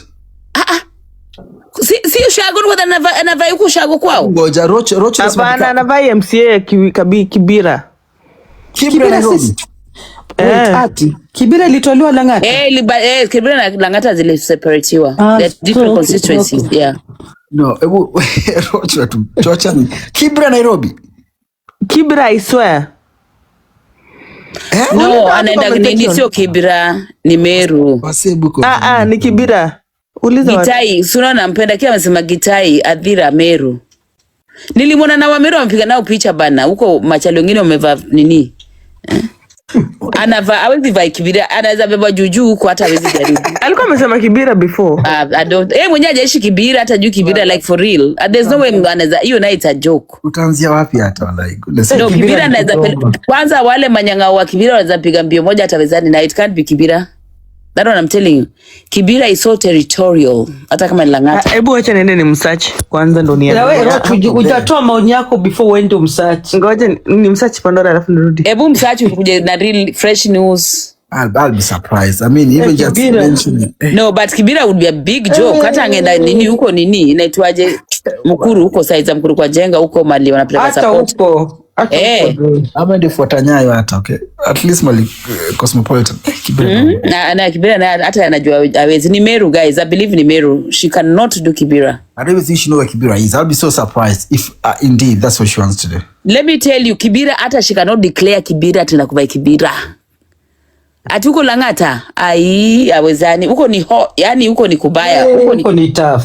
Huko ni territorial my friend. Hata coming from somewhere else, wewe si mwenyeji hujazaliwa hapo, hujaishi hapo. Anakuja nataka kuclaim. Ni kama wanaonekana unawadharau. Kibira is tough. Kibira is bad news. Bad. Mpenda kiki profile yake ya TikTok ama? Someone saying maybe I think I saw something. She was with some people in Meru. It looked like Meru akasema some of the voters. So I wouldn't think those ones, they didn't look like people from Kibira. Yeah. Ni Meru kweli by the way. Yeah, I told you because I saw the guys alikuwa nao. Anang'ang'ana kuzunguka na kuambia si rais anaenda matanga yote. But I love her passion. I love her drive. Nani? Kawera is quite an ambitious young girl. I'm telling you, and she'll go far with ambition. The spirit, isn't it? No, nasemaje? She, you know, when you push any mtu kujituma, she's a go-getter. Unaona? So opportunities come for people that push. She's a pusher. Kama alikuwa nini? Hai Chicha. Kama alikuwa PA wa Kanyari, ni mtu wa front anajisukuma hapo mbele. Yeah, she's daring anyways. Yeah, very daring. Yeah, kama alikuja kajianza na Mwiti, si alikuja hapa TikTok na jina Mwiti. By the way, and akakuwa popular. Akakuwa popular. She knows how to box herself and claim her space unapologetically. You've got to start somewhere, really, isn't it? And yeah, very, very brave. Yeah, and you gotta be daring to just start from, appear from nowhere and grab spaces and be you and do you. Kuna siku alikuwa nazurua na kitu ngine ati tumvotia ati amechaguliwa nini, kitu ilikuwa ni scam, The lady's daring. Yeah, she's very daring. Hannahbenta, what I say Hannahbenta. Yes. That might work on her favor. Will work on her Lakini favor. she needs to work on something. Like what? Lots of Hannah confidence. No, akona confidence is what makes her come out. I mean, she doesn't care what people. Ana confidence ni vile tu she does not know, and sometimes she goes overboard. She does not know when to and where not to. Unaelewa? Yeah, uonge ni kama anaogopa. Kuna venye. You remember hata ile radio interview alikuwa ameenda wanamuuliza ile she was overconfident. Now you should say I think she's overconfident. Unaona? Yes. Confidence yake inafanya mpaka anafanya vitu that she should because she thinks she's all that. Yeah, I think she just has because that. Hapana, there is a radio station alikuwa ameenda kuuliza masai. I'm not so sure if you saw that video. Anajibu vingine mpaka yani hadi anaandika. Alikuwa elewi questions maybe she didn't understand, but anajifanya ni kama badala akwe humble enough to ask them to be broken down, hataki ajulikane ajui. So she was answering to the contrary because she wasn't understanding. Ama Mnani Chicha, nimekusalimia. Kwanza mimi nasema hi Chicha. Hebu ndiliwa timu yako mkulima mdogo wada. TikTok ya equal, hakuna mkulima mkubwa ama mkulima mdogo. Yes, sasa. Hebu akuja tupe anapenda kuplay victim na wakulima gosh. Na vile siku hizi matches zake zinabamba. Jana alipata 100,000 coins. Oh really? Oh yeah, Chicha. Aliomoka. Tangu atoke kwa chai. Atupate thao manzi. Atuacheza macho. Chicha nayo taki kuvai pale di. Akona platform. Chicha vai when up yuko nini? We want as many TikTokers as possible to There you go. Yes, we got a name now. Chicha namtaga hata kwa comments aoni tag yangu.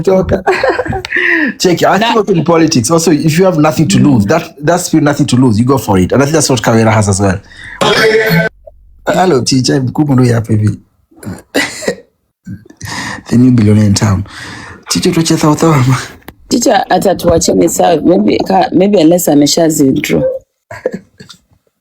Kwani jana alifanya nini? Jana ulivaa nguo gani Chicha? Kapata 100k.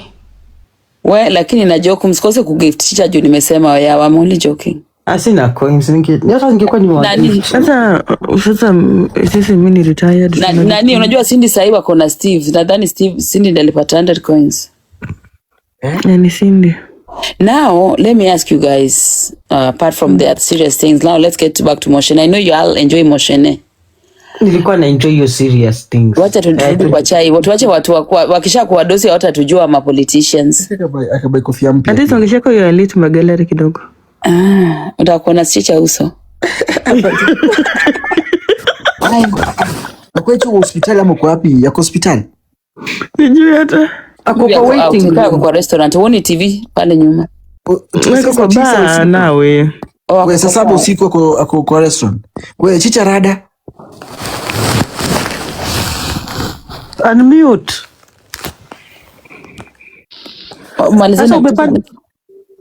Malizana chene wale the next Moshene. Kuni sumelala. Kuni sinajua mereduce volume sahi. Unajua mtoi na time sahi Beka anataka mali. Unajua watu wenye wako na familia.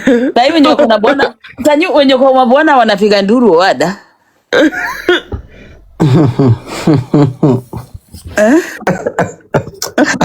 Sikia mtandao bila atacheka.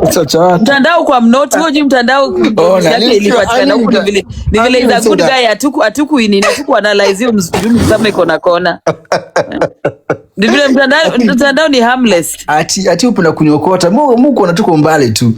Lakini mtandao ni vile mtu huko ile story yake akinyonga wewe huko sikage story. Alinyonga na nani? Ai, nyi watu wacheni story. Conversation naambieni watu kweli. Ni vile mtandao tu ni mtu harmless. Sasa unashindwa utaanza kuja kuongea chai yake na mtu alikuwa na raha yake.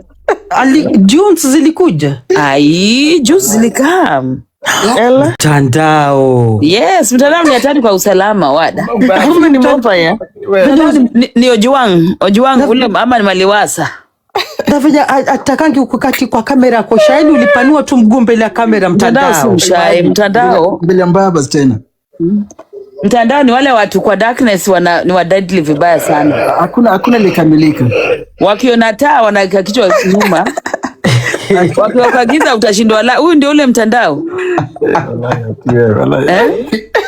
Aje ulishapatikana pole my brother. Alipatikana ni vile. Unaona kama wewe ni mtu nzuri Mungu kuna vile ukuokolea. Because mtandao wishes everybody else. Yeye anaga ubaya na mtu anasema amazeni mpoa manzi. Ako sawa. Ushasikia mtandao akicharaza mtu ama akisema ubaya mtu huko. Kuna tu mtu mmoja ule Oscar Whiskey ndiye alimshinda na alimtroll mpaka akachoka naye. Nani huyo? Oscar. You talk about sasa wakina nani sasa? Ati pia wewe pia unani. Na kuangusha walai nimeomba msamaha. Now yesterday guys nilisikia nani King Master akisema kuna mama alikuwa anaitwa Margaret Akai lives in the UK. Alikuwa amepatia Nyakwar I think King Master na Jennifer kazi ya kuuza manguo. Alafu kina Nyakwar work for a few days, biashara ilikuwa inaingiana wanapata commission yao poa. Alafu wakabandana huyo mama, in the process wakaiba perfume ya 24,000. Wakaiba perfume ya 24,000. So na nani akasema King Master that Jennifer alimpatia kaswende. Yes, nani boyfriend ya Nyakwar that works in a chemist that alimpatia gadawa. So walikuwa na Cindy hapo. Sasa unajua wamerudiana yenyewe ex watu washajifunika blanketi mabaya msingililie. Unajua sasa Cindy I think she's looking for a safe space na vile ule ameenda Janabi. Unajua Nabi ameshachukuliwa hata ametengezewa nyumba, amepangiwa nyumba. Akiwa mama. Wamama wa US wako ready. Steady go. Wanangojaga tu hivi basi. Tayari ashakiwa nyumba, by the way kuna nyumba yake, hata yeye kujasuzi akipika. Ati watu wapi? No, but see, I'm on this app. Me, I have general knowledge. I'm in touch with my surroundings. Wamama washabeba eju kwa juu. Wamama ngojangi. Hata kwa Omondi hao kungoja. Omondi tu ilishua washampangia nyumba. Wacha niwaambie tena mshene mwingine. Ati mshene. Sasa Omondi amewachwa na Best TV. Na ni Best TV alikuwa anamlipia rent. Walishana kitambo ati. Kitambo. Allegedly, okay. Huyu nani? Huyu demo wa US anaitwa nani? Huyu mama Mean Boys alienda tu kuspite Omondi, hata inasikia amejitoa. Unasikia? Sasa inasema jana Omondi alikuwa na impromptu arambe ati mamake ni msick, ati alikuwa anachangaza region. That's why amerudi na hii content yake Omondi FM. Because sasa wale unajua kukikauka huko anakujaga kubangaiza TikTok. That is habari za kutoka kwa Nyakwar. Nilisikia kwa recording. Watu wajuangi kukaa na mali. Siauze nini? Mtu akasema how can you in Kenya and have 2 iPhones? Sijui ati zile pesa za unga ati ndalio nayo gari. Ako na gari? Hakuna TikTok hapa kwa Kenya na gari? Yeah. Competition yapo inakuwa ni iPhone na gari. Na White and Spirit. Aki tusemaga vitu kama tumemute ndo tucheke. Studio, that's the thing. Na kwani huyu Arwa na muinvite pandi? Huyu Arwa naye. So okay. So ati goda Queen B ati Omondi guys nitapeni 200k guys, mtumeni na pia mnitumie gift tafadhali. Hata mimi nataka kununua nini? Nataka iPhone 2. Nataka kununua another iPhone wada. I'm also a TikToker and I create content. Thank you. Before turudi kwa mshene ya Nandiza ati jisuri kwa platform gani liliona nani Nyakwar Chicha, hata Uchicha alikuwa hapo, Chicha na nani na Recho wakiadvertise NBB ya nani ya uka, mliona? Iko uko job unatoka saa ngapi ati laters? Hebu tutunuku basi before uende. Unajua tukikuona tunaona tutunuku ya BNB ama NBB ko niko job, nitatoka in the next 4 hours. Niko zile shifts zangu 12 hours. See you guys. Kapia universe wada uriti. Iko siju iko Chicha kwa hapa. Siju iko wapi maybe, lakini it was a nice one. Ilikuwa smart. Iko I think maybe ati BNB za nani? Sorry, I missed that. Ilikuwa liliona Chicha, Recho na Nyakwar wakifanya sasa advertisement, wametengeza hapo short skit ya wakiadvertise NBNB ya nani hapo. Kwa hiyo clip walisema mdosi ni auka. Kuko Membli I think. Asili ni Membli ama ni wapi, Chicha aseme. It was a nice one. That's more nice one. Okay. All right, maybe unajua the time yako amekuwa kenda maybe was building those things then. Yeah, so tunamfanyia advertisement ndio hiyo mkienda Kenya. But maybe if I have a property, even if I give people to advertise, I never want people to know it's mine. How one of them said it hapo. That itself wange advertise to us, but not drag Nani's name on, like even if kama ni yake. But anyway, maybe New Wealth wada mtajuaje amekuwa na apartment. Unajua lazima watu waheshimike TikTok, so you gotta tell them, look at me, I'm the latest owner of Airbnb. Sasa turudi kwa hiyo udaku yako. Sasa nani aliba marashi ya 24k? Hapo ndio nimekuwa. Sasa ndio King Master alikuwa anasema wewe alirudisha marashi, aliba marashi arudishe. Aliba marashi wapi? Ya huyo mama. Sio huyo mama anaitwa Margaret Kai. Huyo alikuwa nini? Alikuwa amefunga biashara moja Kitengela na nyingine ilikuwa sijui ni Athi River. So according to Nyakwar, King Masa tangu apatiwe mamake wa US alikuwa kikazi juu kwanza alikuwa anafanya kwa hiyo nguo ya Kitengela. But vile alipata huyu mama wake yule sasa yako nayo akakata kazi.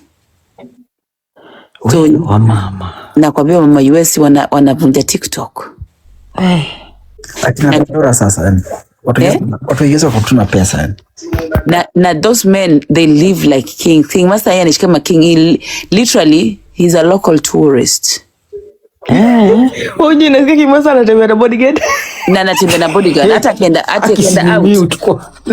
akienda out akubalishi kwa akibadora. Na si moja kwanza anauliza club mpaka anauliza nini kwanza nani bodyguard anaenda club anacheki surrounding vile kuko kama ni safe hakuna watu wanaka kama assassins. Kweli badora for real. Ai.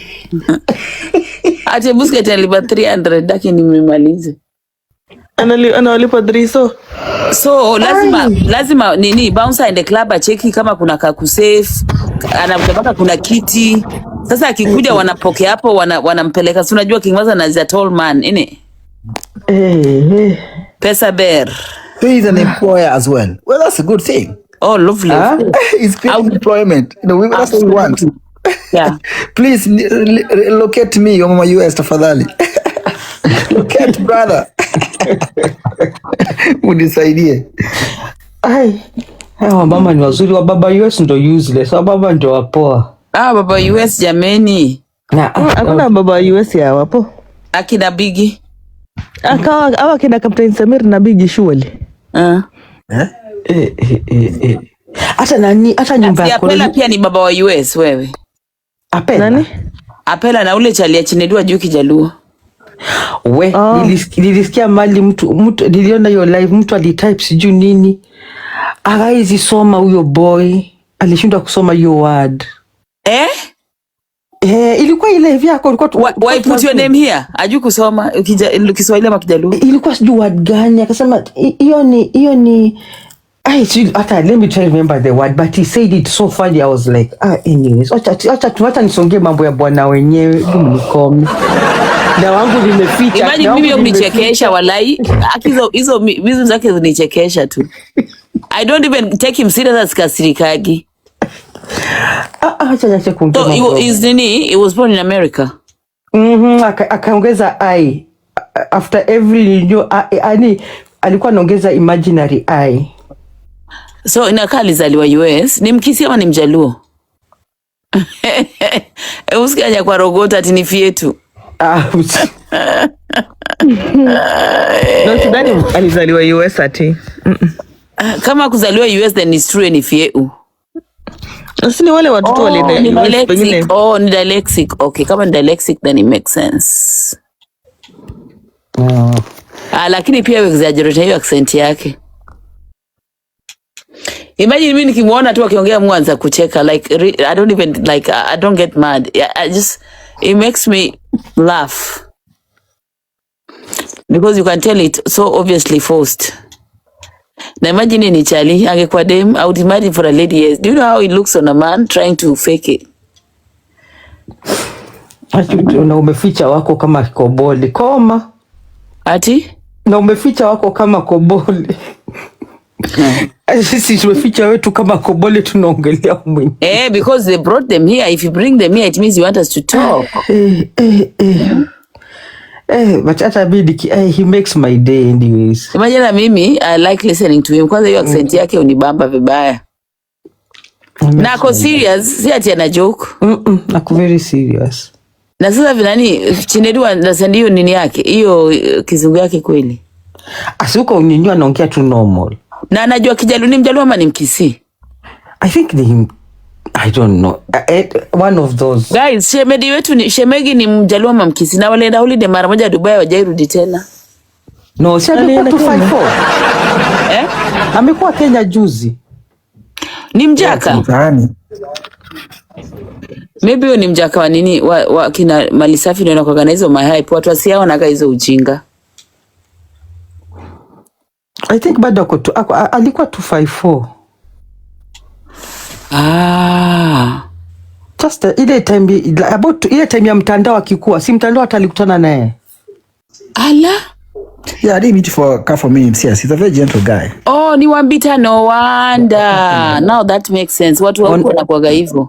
Plus how wanga light skin, si ndio? Wanakuwaga light skin, yeah, because of that kind of Suba, Tanzania, whatever. And maybe ni Msuba. Sijana mjelo mweupe. Wako? Na nani, na Nyakwari si mweupe. Ati. Nyakwari ni mjalo mweupe, si ni mjalo mweupe. Nani tena? Nani ule rafiki yako na sio rafiki yako? Nani? Huyu Okaro. Kwa nini umeblock huyo? Nani huyo? Nimekutumia. Nimeunblock sahi. Okay. Anyways, mama wafanye kazi yao tu. Watu locate manzi, wasitulenge tu. Wewe wakulo, si watu ni kina nani? Sema wewe.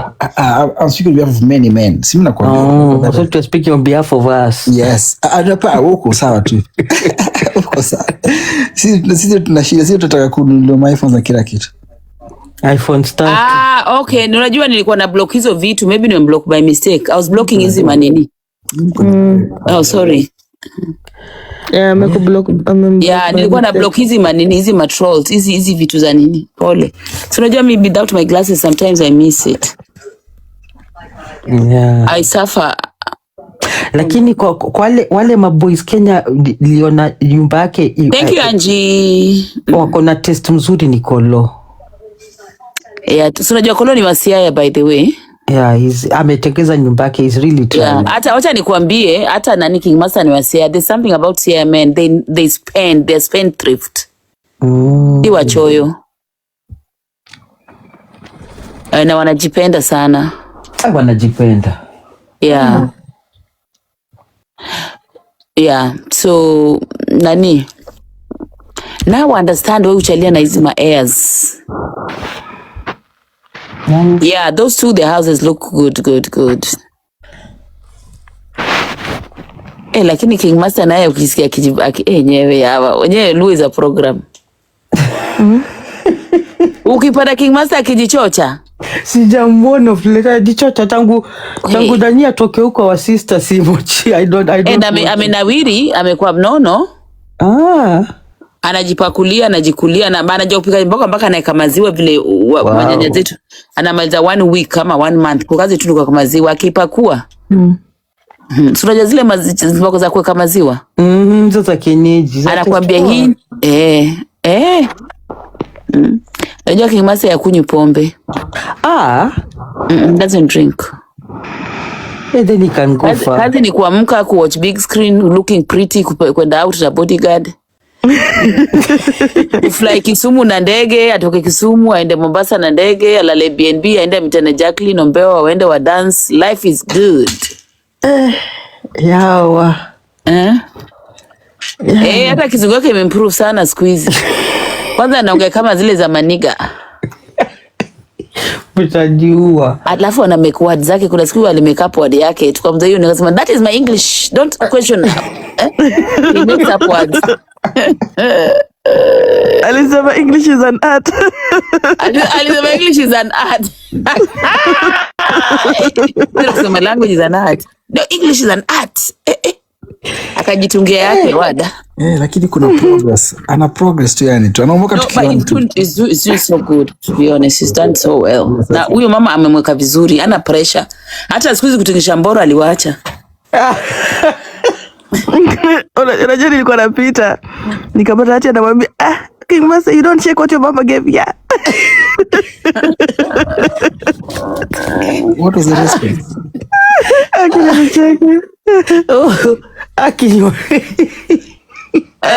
Aliambiwa spam zitakatika kwa mboro ya wapua chukule nini. Unajua kitu ni muscles.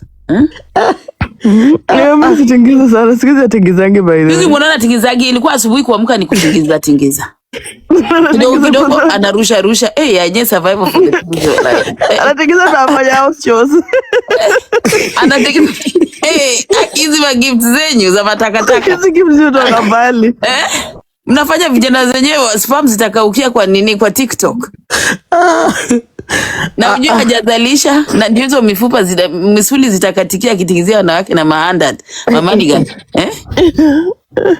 TikTok. No, but this time he got a very good woman. I'll be watching. Imagine anaosha sahani na hiyo kene ako tu hivi. Kama huko kuna vituko hivyo ataanza kumwatch. Zilisha. But before we know it, atakuwa tu America tu. Atakuwa kwenda Australia, hakuna flag ya Australia. Oh yeah. Ana manifest Australia. Wakina Rocho no, sidani anakuanga tu ameweka kwa kitambo. Baka nikamwambia mkienda mkuu at least mtane na Rocho tunataka ya Rocho. Goja. Nikome. Rocho mnamchangia kwa. Mwende summer camp. Sijaiona mtu amevaa hiyo ya Australia kwa mkono.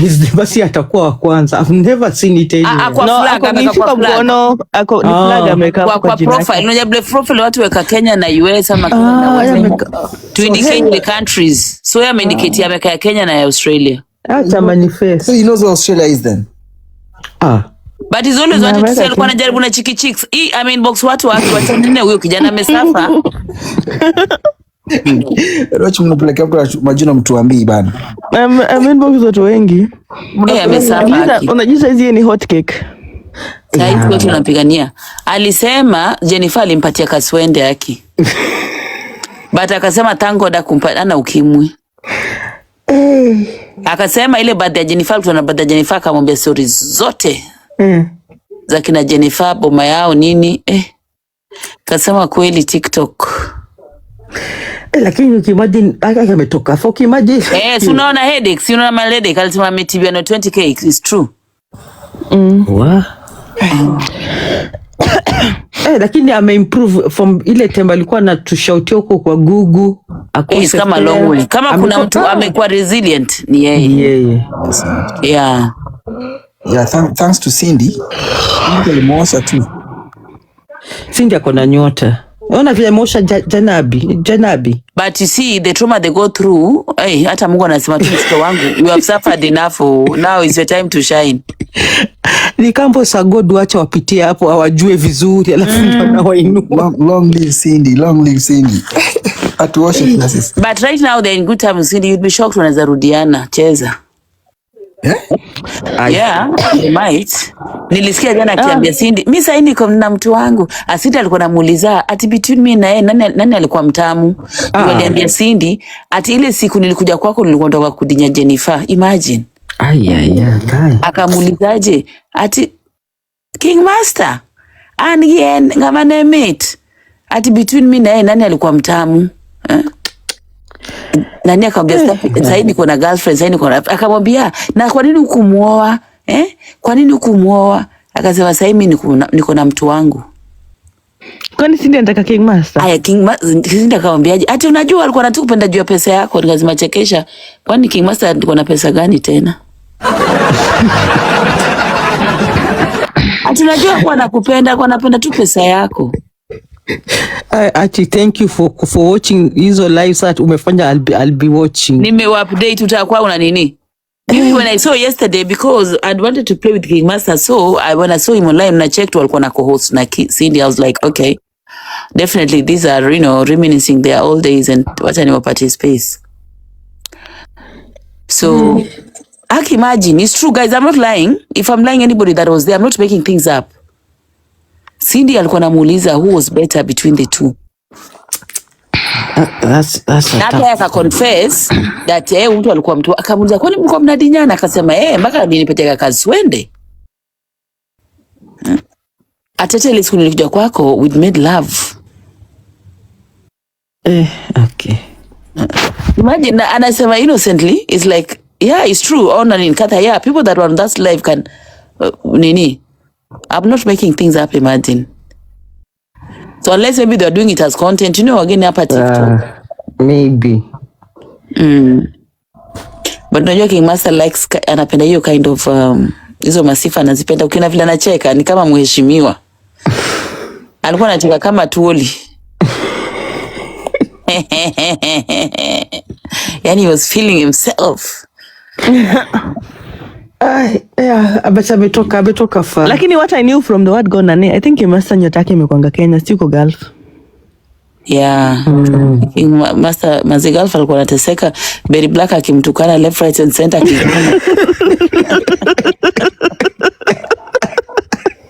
Gugu yote ikamtema wakati wa ile fundraising yake Pandora. I swear I went there and I remember calling texting entrepreneur kuja tumsupport. People walikuwa memhepa. Tukaenda kuchinai na kulikuwa na birthday unaweza kumbuka Roach ilikuwa birthday with Sheila. Na event yake ilikuwa that day, akantimamiza anambia ana mtu wa kukana watu amemtoroka. I remember me, a few other people, nikapiga entrepreneur, few people to tumsupport. Yani he was like a rejected sacrifice. I'm telling you. Lakini alikuwa ameturusha na matusi anyway, sawa. Alikuwa na fight, see, he was a psychopath. Alikuwa anataka but they were not, he was not acknowledged because alikuwa mkono mtupu arambe. Siku moja alikuja na hasira karusha mawales bado haikutosha. Hizo idhaa ilikuwa tu watu wa Masimba walikuwa wanasikika. Kama una Simba hata urambe mpaka minyo. No way. Lakini unakumbuka hata when he landed alienda kuishi sijui na dem fulani. He's really tried then. Mama wa US muendelee hivyo. Yes, are doing a good thing. They're supporting. Yeah. Kwanza amesema hiyo relationship apela journey distance. Hakuna stress ya kunini. Lakini hapa TikTok, there are a lot of women men, I think men have more luck na hawa watu wa mama US because sinasikia Evans pia kuna mama US, jua UK. Kolo pia ndio huyo. Yani like literally they have a very good whatever. Na hata huyu anaitwa Mwai. Aloisi anaga moja. Labda ukida amekula 24/7. Alo chef, sio chef. Anakula vizuri, anaishi vizuri yule. Akagi nikaa kuna stress kitu yote namsumbua. Yote kupika mayai. Yote kupika mayai. Na kwambia akishaweka hizo eyeshadow zake sijui kawanja kwa uso. Na kuna lip gloss, anapika akipaka lip gloss. Yani he cooks pretty. Anajua yuko kwa chai. Pia mama wa US wataka mtu mwenye mchangamka chai. Maybe akona mama wake wa US chini ya maji. Maybe. Yeah. Lakini kwa nini? Any mading in Kenya jamaanisha kuna mama. Is he like a professional chef ama chef wa nyumba yake juu? Muone tu amepika mayai, amepika nyama na waru. No, I think he's a professional chef. I think when I first heard of him a couple of years ago, he was talking about utalii and he used to talk about that. So I think he's a chef, unless in passion. Oh, he's a professional chef? I think so, yes, because he used to cook for people. Like if you have an event, you could hire him, and he'll come and cook for you. I think. Na kuna stories tamu akipika hapo. Story ndaso kuna jamaa alikuwa anasema sijui alienda kwa mtu sijui alikuwa anamtaka sijui nini. He's a very soft voice, isn't it? Yeah, and it also has very soft features. Kuna vile ana strat kwa nyumba yake akaenda kuchukua vitunguu akaenda kuosha. Unadhani yako kwa runway New York. Watu wangu, leo nipike nini? Niweke roho kama nike waru. We like watching him.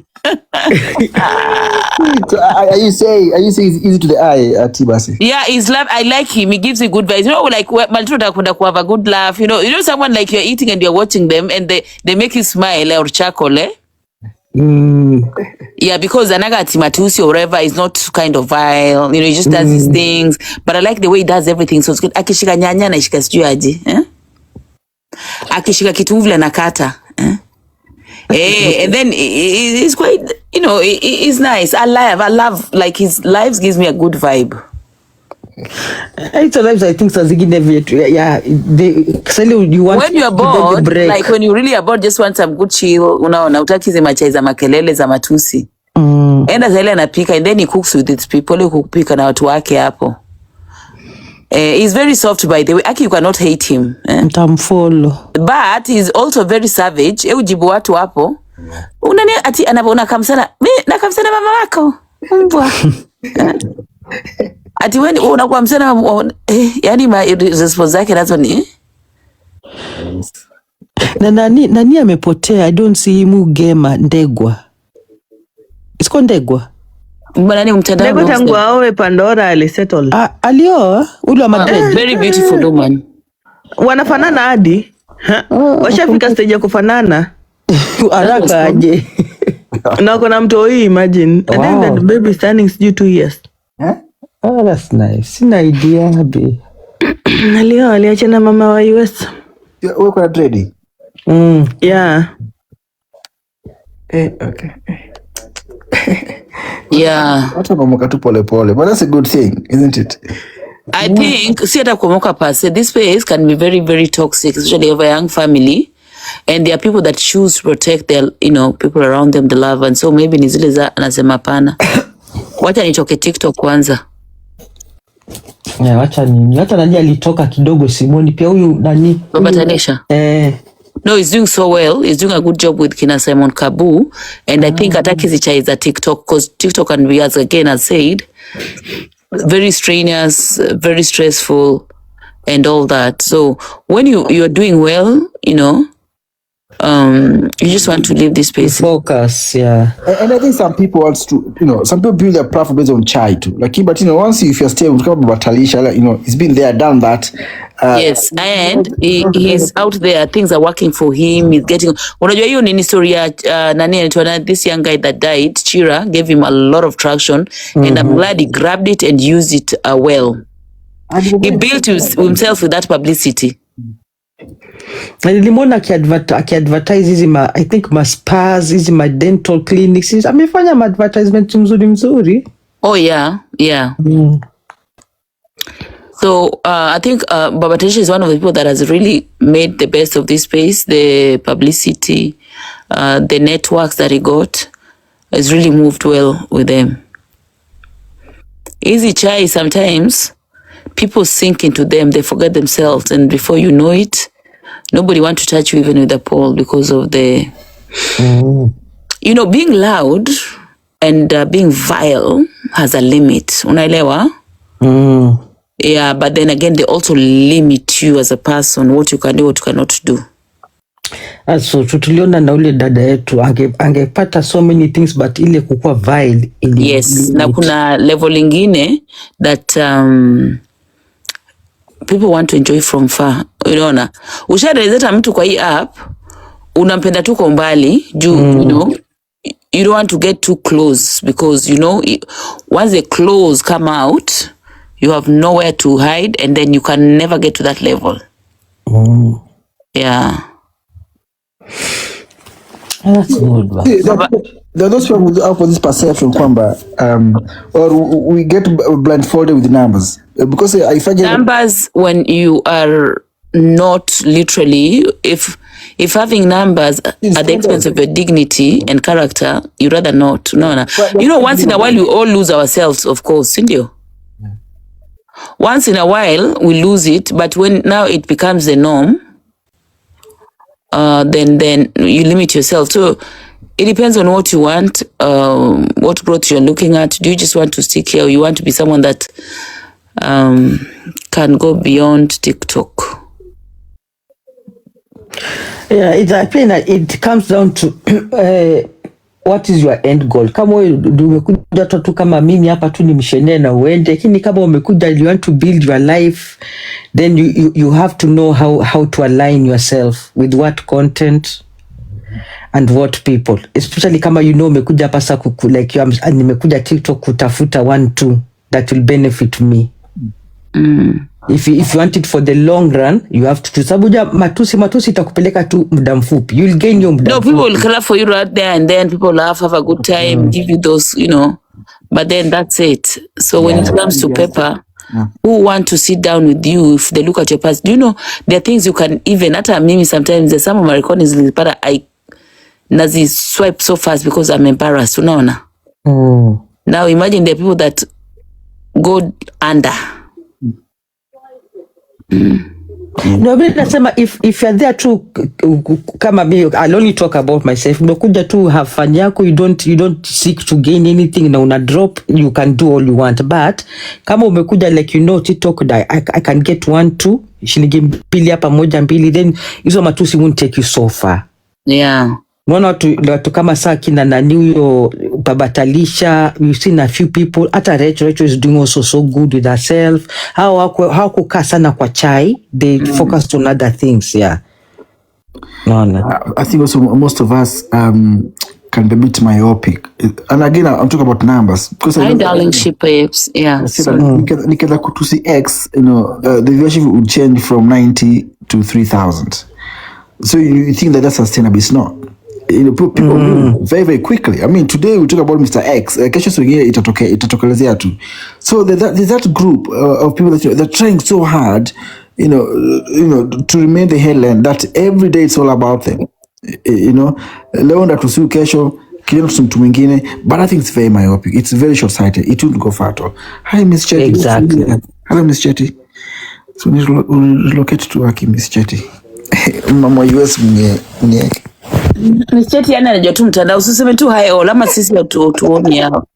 Anyway, I'm only a little bit jealous, but it's alright. You're allowed to say hi to your fave. I know a few people, one or two. No, mtandao, you're a celeb. But then ulifunga podcast. I don't see you do anything of late. It doesn't exist. I still have the podcast. My podcast is not tabloid. Just kila mtu amefungua tu. I'm the home of podcast. Sijakusikia ukiwa interview mtu. Mtandao. That is deep. No, achia hapo. No, but it's true. You gotta claim what you believe in. I'm the home of podcast. And also my podcast is soft skills. Si mimi siongei umbea. Unacheki. That's I'm not a tabloid. And that's why Pandora, you may not see me because when I have a guest on my podcast, I'll have 90 people. But if you want 3,000, 4,000, you know where to go. But that's not true. That's not your focus. No, it's not. Yeah, my focus is about soft skills. Yeah. Not it's hard. I mean, obviously TikTok has changed. People are getting shy of sharing their stories.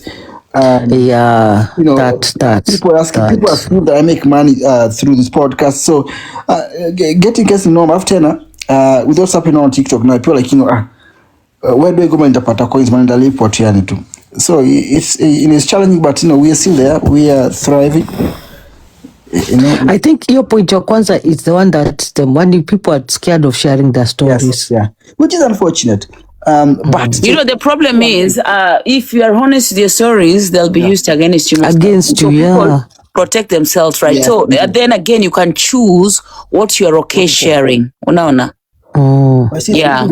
You don't have to be that deep. I mean, I don't know. Mtandao, who give us direction? No, I don't have script. You see, my point, I don't. It's not scripted. You see, and sometimes people can get overexcited and they share things that maybe they shouldn't. Then after that, like, oh, sugar, I said this. And there are a couple of people that come to my podcast and have shared their personal stories, and people are using those stories up to date. Against them, yeah. Yes, and I feel bad. I mean, I could mention names, but maybe not here, which is a bit sad. And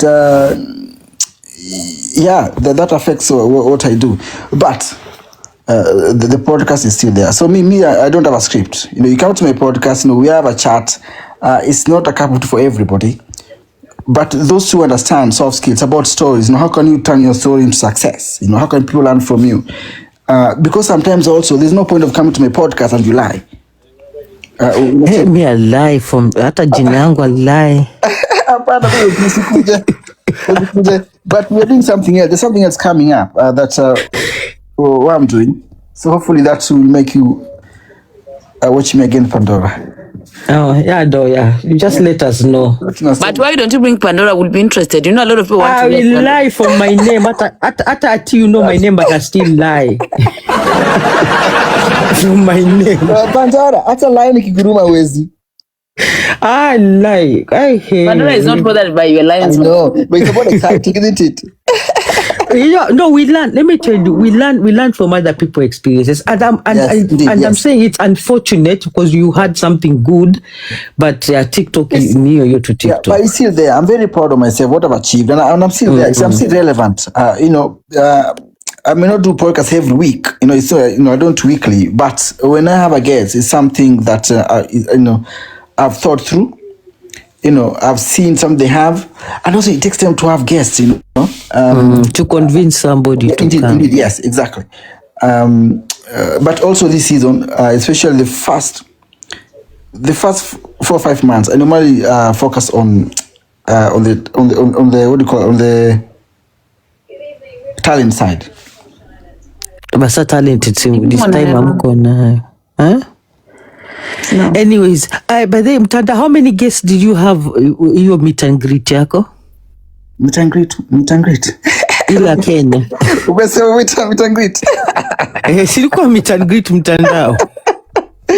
That's ufala. No, these are a few people that No, tell us about your upcoming thing. Why are you not talking about it? You need to give it publicity because you have questions to answer as well. Oh, thanks, Ati. I appreciate that. Yeah, so let's sorry, after you're done, after you explain the meet and greet, because I'm no, wacha rudi kwambia ngutu kwa yako. Meet and greet nani Mtandao alikuwa nakula mpaka naudhika na yeye nasikia kiwaru. He was eating all the things that I was wishing for, fish, bara nyama choma, sijui nini. Hey. Ujanini, see me guys, me sinanga background. I mean, guys, anyway, we came from nothing. You see, so whenever I go home, when I go back home and say, Mimi, my true friends. You don't need to explain yourself. Like I was envious. It was lovely. You know, like I was wishing I was you. Chapati samaki nini? Maze niombe Mtandao, maze nipate majuala niweze kutravel kaa wewe bana. Tafuta wewe shauri yako. Niombe walai bilai. Yani muwaona nasikia kiwaru. Pesa wote wanamaliza kwa ndukulu. Kwa kindukulu. Sasa nasia time. Sasa unajua sasa that is the only fun I can give myself to travel. Unajua kama sijapata makaratasi. Sina passport pia. Sina passport. Sasa mkimbizi. Mimi ni mkimbizi bana. Sasa niombeni, unajua vile mtu sikia kiwaru, lakini msikia mtu akishapata hizo majola pia tana kayo moral ya kutra. Hebu niambie how it feels, is it true? Ati ngafala walai. Ninasikia watu wanasema ati mtu tamani the moment unapata hizo makaratasi sasa ati moral pia ina dedi. Wewe kuchoma tu ndukulu yako. Wacheni mimi nasema wacheni chome kindukulu. Nyinyi mimi nitakuwa na kula kwa macho mkienda. I watch you. Just make sure you post. Wait, ukisha kwa legit inabo. Nasikia kwa legit mazee unaboba hizo plan ulikuwa unatamani unasema nitakuwa naenda wapi? Ai, hii maisha bana. Walio fala. Me can see where you're going. Anyway, yeah, the next thing we are trying to do, we're calling Kenyans in Gulf Got Talent. So you see, I normally do Kenya TikTok Got Talent, but this time round, the focus is purely those people live in the Gulf region. So Lebanon, Oman, Kuwait, UAE, any Kenya living in those areas, the talent should be about singing or dancing. And yeah, winner walks with 100,000. Huh? So, yeah. 100,000 what? 100K Kenya shillings. Oh, you need that okay. No, that's what we will get. That's the jackpot. And so the version, what are we going to do? What we are doing is, yeah, those people living in the Gulf. Because of two reasons. Number one, obviously, what's happening in that region now, because that's anxiety. If people feel a bit abandoned, because Kenya hasn't said anything concerning the war, what's happening here, happening there. So I thought I'd take that advantage and have something that can cheer people up a bit, make people forget something, what's up in that region, and also come and have a good time. And hopefully the winner will walk away with that 100K. So that's what's happening now. So we are doing well. I'm doing registration. We hope by the end of 23rd, we'll have participants. I'm talking to various people to be judges. Whoever is interested, you're welcome to write to me. And yeah, we start the show toward the end of April. Oh, super duper. That's nice. So there goes Kenyans. But Nani, Mimi, I really highly recommend Nani Pandora as one of the judges. Pandora is very practical and very sober. You need someone that can bounce in there. So if you're considering a book approach Nani Pandora. Mimi Mtandao, she's a gem. Commitment is my issue. That's the one thing. What feelings I have invited Pandora on 2 occasions, I think when you did one peke yake, one. And even you never even replied. Actually, lie. No, I one and I forgot. No, Pandora is a celebrity. What a celebrity don't just reply. They're so busy. No, if she did respond even once, thank you, stars. But I stop complaining. No, I'll invite once. In fact, I agreed. I forgot about it. I even use a friend. Kasema wacha okay, let me try and use a friend. Kama itafika. No, but I sikupata. I only know about one. But anyway, And look, the reason pia nilitoka court ya uka, it was because for me that commitment. Alafu ile like ati Friday nikitoka job ani ile niko anxious, alafu sikuwa najua kesi ni nini, napanda pale nastukia tu kesi. Unajua Pandora takes things very practically serious. That's a thing. and also, I mean, So she wants things to be in place. yes, No. Hiyo kama mimi naweza ingia na niende nalo. Pandora anakuwa ni ule she want her things in place. So Nilikuwa anxious. Pandora hadi hata nililenga. Sio tu Unaona? Zi.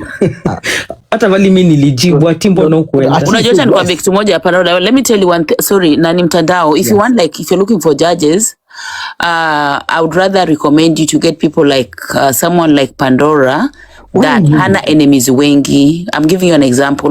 Unajua mimi have a lot of enemies mtandao, and I would not want someone to say, oh, ati yako huko kama judge, sitaki blah blah sita blah blah blah, you know. You need people that are kind of neutralish. Wale watu wana a lot of haters or unajua mimi anyway nikienda hata kwa platform nikienda unasikia ni ati alienda karibu au alienda kwa manipulate au alienda kufanya nini, kama sio ati anafanya kwa gombana. You get my point? So I know the kind of person I am, so there are things kama ndaka someone that is uniting, unaona. But you are dumb if you go, dumb if you don't. Hata ukibaki hapa there's still that is a thing. Pandora, look, the show has got 5 judges and one person cannot influence the show. Yeah, exactly. Yeah, that's why I have even numbers. And also, guys, remember, by the end of the day, also, TikTokers play a huge part when it comes to crowning the winner. You know, so what the judge is trying to make us organize and also make it entertaining as well. Because by the end of the day, also, it's an entertaining show. It's a family show, and you're able to come and watch it again. Do you see what I mean? So there are various things I look at when it comes to judges. But at the moment, I'm calling a clerical call. Those who are interested, come up. But this time, why aren't you so intense with the marketing like you are last time? Mama, there's something we don't know. No, I just saw it the other day. I think it was 3 days ago. But I saw it in a wall. You see the fact I'm mentioning it. I saw it somewhere. I appreciate it. Yeah, that was 3 days ago, actually. Oh, yeah. I think I saw it. I was like, why is mtandao not talking about this thing? Ama inataka kunini kuibiwa. Ama inataka kuibwa. More than area. Yeah. But I tell you, I mean, but mwisho wa siku too, anything that involves supporting people at home, it doesn't matter who started it, you know. Yeah, true. But what I'm saying is that right now, you need to be talking. Okay, in these spaces, you know, there's nothing as beautiful. There's no powerful marketing as a word of mouth. It's so memorable, right? Mm-hmm. Correct. Yes, indeed. Yes. Exactly. Because now we are chilling here. Everybody will live with something. Unaona? One of the things I remember, by the way, kuna siku nilisikia mtandao. So the word goes, wakina mali tena kwa comment section. Wanasema, nilisikia mtandao anarudisha ile kitu yake, blah, blah, blah. So that word of mouth, leave alone even the posters. The person talking about it has a lot of impact because remember you, as the organizer talking about it. So like tomorrow, jana nilisikia mtandao alisema pale kwa ati anarudisha blah blah blah. So it's good you're kind of touching on it and giving us basics. No, thanks for asking me about it. I appreciate that. I saw it and I was like, I didn't pay much attention. I thought, okay, if I see him, I saw the post, I didn't pay much attention to read it. No, not everybody takes their time. Juu nikishaona tu Got Talent najua definitely ni ile kitu ya mtandao, right? But I didn't have the details. Now, some of the things Ms. Kionasema say is like this time, it's specifically for people in the Gulf, which I didn't know because I didn't read the whole thing. Indeed. Appreciate it. I really, honestly, I appreciate that. Thank you. So, unachukua tu UAE ama hata Uganda na Kenya ni... Hapana. Ukiona hivi ati ana mtu wake anataka kuchuma. Ndio sasa. Ako na mtu wake Uganda. Sasa ni talent, anything, kuimba, poem, or dancing. It's singing or dancing. Those two categories. Or singing and dancing. Yeah, singing or dancing. And also, by the way, I don't know whether you agree with this, but most users of TikTok are people living in the Gulf. You know, those guys that are always here. They're the ones who tap. You know, they're the ones who promote shows. They're also very, very active. So I just thought, you know what? I think you've done a good job because let me tell you, a lot of these people in the Gulf, they're like expatriates. You know, what the expats in Kenya is, because they leave Kenya to go and work. So you see their life rotates around your kazi, they miss on a lot of things. They don't tend to be included, or maybe like you've done a niche, you've given them this particular traction, focus on them, which I gotta give you your flowers. That was quite a very smart thinking. So one day in the book of history, they cannot claim that nobody ever involved us. Unaelewa? There was a guy called Mtandao that cut them out. This is a special thing. It's a special dedication. So I think in a way also you appreciate them because Mona sana kuna vile tu watu wa Gulf, watu wanaongea wewe unaongea nini uko Gulf, you know. There's a way how wapewa ile kind of unaona the special treatment you've given them. So to that kudos. Yes, it's like Gulf is a failure. You know, people talk about Gulf as a failure, like you know, failure per se, but people tend to think that if uko Gulf, like you should not compare to someone like ako maybe in the Western world. A lot of mentalities out there. So the fact that umewapatia iyo traction, I think that's a very, very, that's very kind of you. And that is beautiful, you know. Yani tu ni special kivi yake, unaona? Hata umewa acknowledge, na pia, you know, you're giving time for them. People will be there to support, to also get that traction. Hizo magifts watu upewa hata wapewe. Kama niyo winning, watu wana win, pia wa win. So I congratulate you. That was lovely. Oh, thank you. Okay.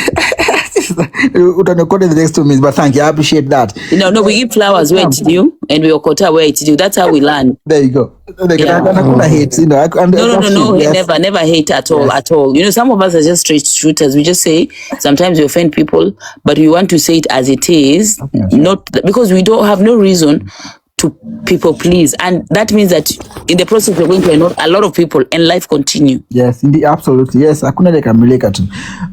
Guys, those who are interested, come forward. Okay, so the poster is on my wall, as Ati have said, and I really appreciate those can share the poster. You can take a screenshot, put in your wall. You just and also now at this point in time, I encourage what who are Middle East. Now this is your race to run with, guys. Take the posters, advertise posters, tell your other mate, be on it, because this time round, all roads lead to Middle East, of course. You know, yes. We are going to support you. You also support yourself and stand for each other with yourselves. You know, we need to see you guys having this traction. Talk about it now in your groups, in your spaces, right? The awareness, because I think it's a huge love that Mtandao has shown. For Mtandao ukivote TikTok, watu wote wa Gulf watakuvote. Ndio sasa nishapata kura. Ushajua ujanja kuitafutia kura. The way people come here na story ya unga, unajua kuna watu hapa na unga ati ndio wapata hizi mapenzi. Unajua hizo unga tunapenda sini tu ni kutafuta root bana. So wewe pia umekuja na yako. Good, congratulations. 100K. Girl, listen, if this computer would start tomorrow, the 50K is there. That's you miss Mamat. But by the time we're going to live shows, I'll have that 100,000 shillings for the winner. So yes, right now we're creating awareness and getting those sign-ups for people. If you can sing or dance, you must be a Kenyan living in the Gulf. Would there be like auditions, Ama? Well, we don't do auditions. You just write to me if you're interested, and then the live shows. Or then they just show up on the day and go get on with it. Absolutely, yes. And you know, the rule is obviously you must have 1,000+ followers. Because we have camera too. Yeah, definitely. And yeah, so those nitty-gritty stuff, we'll talk to participants when the time comes. But for now, if you're interested, just write. And also, because it's in August, you'll share. Nitatumia hiyo poster kwa nini? August or April. It's in April. April. Yes, it's in April, isn't it? Yes. April, yes. Yeah, so you'll send me the poster on my WhatsApp. Once I'm done with the Nayekos, I'll be keeping that thing here. Ati, thank you. Yeah, no, that's okay. That's at least I could do. Sina lion, lakini hiyo. Neza bebesha hapa, and then, you know, when people see it, that kind of a little bit of traction, you know. Oh, thank you. Yeah, no, not a problem at all. And I also encourage our fans here that can support, especially from the Middle East, so that we get that visibility.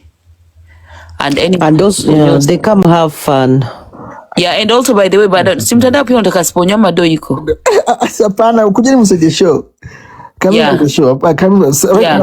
anybody that can support Mtandao, because obviously you guys is giving the 100 from his pocket, so maybe anaweza toa finje hiyo finje ingine. Mafans out of goodwill ukipeana ngiri 5, ngiri 3, whatever, because Mtandao pia si ati ni mtu ameosa hivyo. He's just an ambitious young man from Kariakoo. Tunajaribu tu. From Mathare Youth. Which is the Maisa, do you? From Maisa, yeah. So the only person as pledge man, well, actually I know I'll get this money 30K. Ile platform yakina nani? Msanii tuaje? Jaboma kina Okay, no. Watakupatia. Yes. No, So those ones are, that's 100% legit. Yes. So they told me 30,000. So with Yeah. 50, that's 80,000. But more than media friends. Look, guys, anyone come support you, come to me. I'm very open. I'll answer any question, whatever you want to know. Come support. Defo. Asante tu. Bila shukuru wala.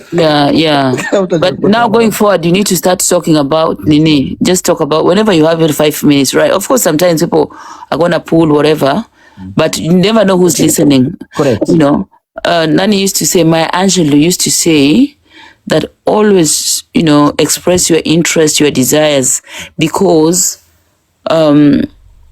hao kuona 10 bado watakuchide watakureva, but do you know in that 10 there's probably 1 or 2 people that will listen, pay attention and come through. So yeah, usijilimit. I appreciate it. And guys, thanks for listening to me. And yeah, those again that have heard of this, talk about it. The thing is my wall. Happy to answer any question. And yeah, but so those participants, you must be living the Gulf region, singing or dancing. It's 100K up for grabs. Nitambia gossip aone kama ta register. Gossip anafunguanga kamera. Juzi alifunga kamera na make picha yake akicheka nikamwambia we umeshaanza kuja na kamera. Aje na confidence. Gossip mgani tena? Gossip drama. Ako hiyo area? Ako huko. I didn't know that. Okay. Yeah. Gossip drama kama unatusikia come to eka pia nini post hapo kwa ule yako tu. By the way nitamwambia weke nitumie. Nashukuru. When you are ready, whenever, no rush. Hata yataweka kwa wale yake. Oh, thank you. Give it more visibility. Oh, guys, thank you. I really appreciate it. Mtanikanyaga baadaye, nashukuru. Mtanikanyaga hapa. Wacha nikwambie mtandao. Yes. Mimi I'd rather you tell me unpopular opinion. I'd rather someone that tells me things that I'm not comfortable with, unpopular, as long as they don't get, like abusive, demeaning or belittling. Yeah, and that's how we grow as well. Yeah, their opinions, and then there's someone trying to diminish you by kukutusi, kukuweka chini, fanya nini. So me, I don't mind unpopular opinions. No, and I know they come from a point of hate. I mean, we interact. I know who you are as a person, so I appreciate it. Yeah, no. It comes from a good place. Trust you, me. Pandora, think twice. Come and be the judge. Yeah. Think about it. Think about it. By the way, Pandora is for real. No, hata pia we ati. No. Mimi wacha nikwambie Pandora, I'm gonna be very honest with you. Maybe if I can just come later on, like on the final days, whatever. But me showing up there, trust you me, it's not good for mtandao. It's not good for the show. Generally, we need people like you, because you command respect. You have that, and it's something you have done before. You're good at it. We cannot be good at everything. Unaelewa? Wewe hiyo mambo ya judge, kwanza you have patience, unaona, and then you show empathy. Yes. So you are that kind of person. Ni kama Simon Cowell and these other nice ones. Carmen is all. Utakoma. Okay, so nimesema I think usininyosi. Anyway, wacha niwaje kukupatia. I know we don't like this kind of things. I know they make you feel like unataka kudisappear. So I'm gonna stop for that. Yeah, but think about it. If you could, it will make a good leverage, it a balance. Unajua? And that okay, we see the April, I think, sawa. Quite a long time. The weather will be lovely as well. There you go. Yes, yeah. You'll be happy. You will be more happier, more indoors. Yes, hakuna gloves. More outdoors. Yes. But I think about it. It would be amazing having you there on the show, even just for a day. I know it's a huge commitment. I mean, 4 weeks. It's a huge. Yeah, but it doesn't. You can even do like a week or two, at least. Absolutely. Either to bring a change, because also it's good to have different faces on that place. Yeah, exactly. Variety is the spice for life, not the same old faces. At this time, utuletea watu. I need people that with intellect and open-minded. Unasikia? Tafadhali. No, but it's true, because people want to enjoy Ataki feelings, Ataki nini. And I'm not directing this to anybody. Please, guys, don't take it out of context. Yes. Yeah, but it's okay, Keep the opinion yake tu. And by the way, bring JB back as well. She did an amazing job last time. JB kama uko hapo unanisikiza, nitakuandikia tu. Gossip drama, hello. Amefika hapa? Ya huko box. Amesikiza sauti yake kama. Sorry ni chabanga. Yeah. Gossip Drama do that. Yeah, that's the one down there. She's in the regions. Yeah, the one. We Gossip Drama bash kama wadada. Aiwa ongei sana kama toko wengi. Rocha amelala. Gossip Drama ndakuandikia tu. Maybe ako job. Gossip Drama ndakuandikia tu pia nikupatie taarifa. Hopefully you share the post. Okay, guys. Okay, honestly, honestly, I appreciate that space you've given me. No, not at all. Nothing big. This is the first time I'm talking about it. I mean, I only created the poster. Yeah, I saw it, and that's why I brought it up, because I saw it, and I was like, I've not heard you talk about it. So I say I'm gonna just, poke you. Yeah, and then mashukuru, imenipatia hiyo confidence pia sasa tushaanza. Mimi nitawacha very soon, is almost 1. Yeah, I understand. Ingekuwa Friday nikekesha. No worries, I told her mimi nataka tu kwenda live. Very soon. Baby Black amekuja, another judge is there. Acha nitamute basi nisikie tu nikipata. Your fellow judge is up there. Hi baby. Hi, how are you guys? Hi bro. Mtandao. Okay, Yes, hi. Good to see you. Mtandao. You can talk about. I've been watching this thing, and for the first time ever, I'll support this one. I'll support with my 2 balls. In fact, there are 4. They've grown. As you just come in, sorry, Basi, I've got the post. Mtandao. Yes. When you talk about Berry is in 1,000%, which is a very good thing, because Berry has so much influence huko. Hata yeye anaanza kuletea ma supporters wawili wa. Bwana hii girls ndakuletea tu mistresses. So, Mtandao. Dancing of words. Listen, I've got the post as well. I'll send it to you. Berry to Skumi story, Basi. I will do 100% sure. Trust me, I'll do it. Especially here within Qatar, I'll do it because I know people who will do that. But now, for the first time ever, I'll say this is a good one. Wow. Berry amekufa for the first time. Berry amekubali without any opposition. Well, this is lovely.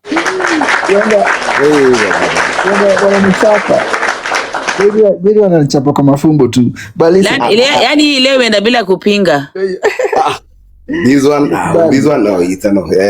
This one, no. Hapo tuko ndani. By the way, Gossip Drama huyo najua ako ndani. Kuna wengine mtandao wengine hata I know you know them, they'll be inside. So let's see. Yes. So yeah, the show is called Kenyans in Gulf Got Talent. So anyone living in the Gulf region, you can sing or dance, come through. You want to support the show, share the poster. Whatever you can do to support this, I really appreciate it. So guys, thank you. Benny kwa ground palivyo tu, pigeni tu your debe. No, we'll do that. Okay, I'll do that. From my side, I'll do that. 100%. And why is Berry not being a judge as well? Berry is also a very good judge. Berry, you're gonna be a judge, Berry? Come gurume. I want to be part of that. Yeah, trust me. I think that would be nice because you ni territory yake. Berry akikuwa judge sitakaonekana atawatasema kwa bias juu. Hapana. Yeye ndo analeta watu. Hapana. No, hiyo ni area yake. Si ni mtu, so you'll be representing at least watu wana face ya mtu wa huko kwao. Being a judge is not the only one. Hiyo judgment inamiko na more than one person anyway. Correct. Yes, Okay. Yeah. Yes. So you bring something to the table. You live in the region because Absolutely, it's relatable. He knows most of these people, and also relatable. Yeah, he's a leader who in his own role. Hata kina industry musician na inviting by the way. Exactly. I think Roach, for the first time ever, I think I'll be a fair judge. Berry, unajua kawaida. Berry amebambika na historia mtandao. But let me tell you, for the first, yani amefika mtaa yangu jameni. Let's do this. Now Johnny Tena, listen, when we create these shows also we create awareness. Those things that happen in that region that some of us don't know. So there's also that space where we try and highlight those kind of stuff that our brothers and sisters go through, the good and the bad. So as I said, it's an entertainment as well. It's a family. Also, I think it'll be a little bit of a moral boost after whatever thing that has been happening there lately. So I think it will be kind of a good thing to get people back on their morale. Just share people a little bit, That's one of the reasons why I thought, it would be nice to just consider that region. Berry, welcome to the show. Nashukuru sana to Berry. So Berry, nakutumia poster, usambaze tia. I'm on it. Kabisa. Niko ndani bro. Mtuma gossip drama pia iketie poster. And you know, Gossip, she's also a twerk mistress, so she's part of the game. Yeah, she'll be part of it. So let's see. Now, I've got a question. Is this supposed to be for male and female, and what category? This will be decided later. No. I'll tell you right now. No, it's a talent show, dancing or singing, and open for both genders, men or women. But so, what are they supposed to showcase? Dancing or singing. Come on, the dance or I'm a dancer, I'm a quimba. Okay, that's a good. Okay. So those two categories this time round, only two, dancing or singing. It makes it simpler. And yeah. Do you have like auditions? Then from there now we can proceed to. So what's happening is anyone who's interested just write to me and I put their name down. And the first live shows, which you call preliminary show, that's like an audition, like mchujo to nanzi hapo sasa. It's a 4-week show. So we've got preliminary, we've got quarterfinals, semis, and then finals. It's a 4-week show, 4 Saturdays. That's okay. That's okay. Sounds good. Ati, what do you think? Sounds good. Yeah, I think it's really, it's very, very timely and perfect. And I think you people will make a very, kwanza mkiona Pandora, you guys, like you are at Aukas, you are quite a formidable team. Gossip drama kusunia. Gossip drama, it's Gossip drama, you know, I used to be just something else, man. I can see Gossip drama's question there. So Gossip drama, it's a talent show, but participants must be people living in the Gulf region, and it's for singing or dancing. Gossip drama. So we used to do the Kenya Got Talent, but now we are doing Kenyans in Gulf Got Talent. So we are only concentrating. Participants must come from the Gulf region, so you must be living and working in the Gulf. Hakuna ex-Gulf man yapana. You must be there. By the time you either can dance or sing. Or sing, correct? Yes. Talent, yes. If you've got a talent dancing or singing, come through. And the winner walks out with 100,000. Well, on the poster we're saying 50K, but I'm told by the time we go to the live show in April, mid-April, we'll be having 100,000 up for grabs. So there you go. So anyone, the post is out there. Gossip drama, I'll appreciate if you can share that for us. And anyone who's here as well, guys, share that poster. Put on your wall, talk about it. If you got any friend, brother, sister, crush, whoever live in that region, is talented, can sing or dance, karibuni tu. Yeah, again, Ati, thanks for this space. Imepatia your confidence. So I'll go and start talking about this, whatever I... Oh yeah, definitely. Tell the people have seen the posters. The people just are waiting for your voice to add to it. Indeed, yes. Yeah. Thank you very, very much. I really appreciate it. No biggie. Not at all. These are good. We're gonna push it around here. Yeah. Same way we do it. Yeah, it's a good one. Hey, bwana, you shall see people. People shall twerk. Hey. Ni twerk. Yeah. Dance. Benny dance. Twerking is a dancing style. Anyway. Lakini asema mde kucheza pia. They are talented. Kuna demoja udance ku TikTok anakuwaga nini? Ako Gulf. Unamjua? Yeah, namjua. Basi jiji na yake nimesahau. That one she need to come on the show yake. Anaslingala. There are so many around here. There are so ule utingisha kiuno. Wengi utingisha kiuno. Berry akiadvertise atapata watu. Berry anajua ku advertise hizo vitu. There are so many around here. There are so many. And I don't know. I'm suspecting probably. No, problem is if I become part of the panel, they feel like I might favor Qatar. You can't influence killer. You're not the only judge. It is a decision that is taken by so many people. We have a lot of judges, Berry. Hata ukifavor moja, the rest of the judges' input will also matter. So there should be a problem. I think that's okay. It's okay. I don't know, Berry is a good judge, by the way, mtandao varsity. I'm always neutral in so many ways. Let's roll it up. Mimi kama kuna combination that I truly really enjoyed was when they were together Ukoye and Pandora and Auka. I think it was quite a formidable, interesting because yeah, it was pretty good. Yeah. So let's see. Mtandao, yes, and it's gonna be fire. Fire being fire on the mountain. This is gonna be fire. So and it's gonna after Ramadan. Whoa. something else. Gossip drama, sasa tumeje gossip drama. Okay, utapata kwa Ati. Gossip drama, so I'll send it to Ati. Yeah. You send it to me, I'll put it on my wall, then she can pick it from there. Marvelous. Wow.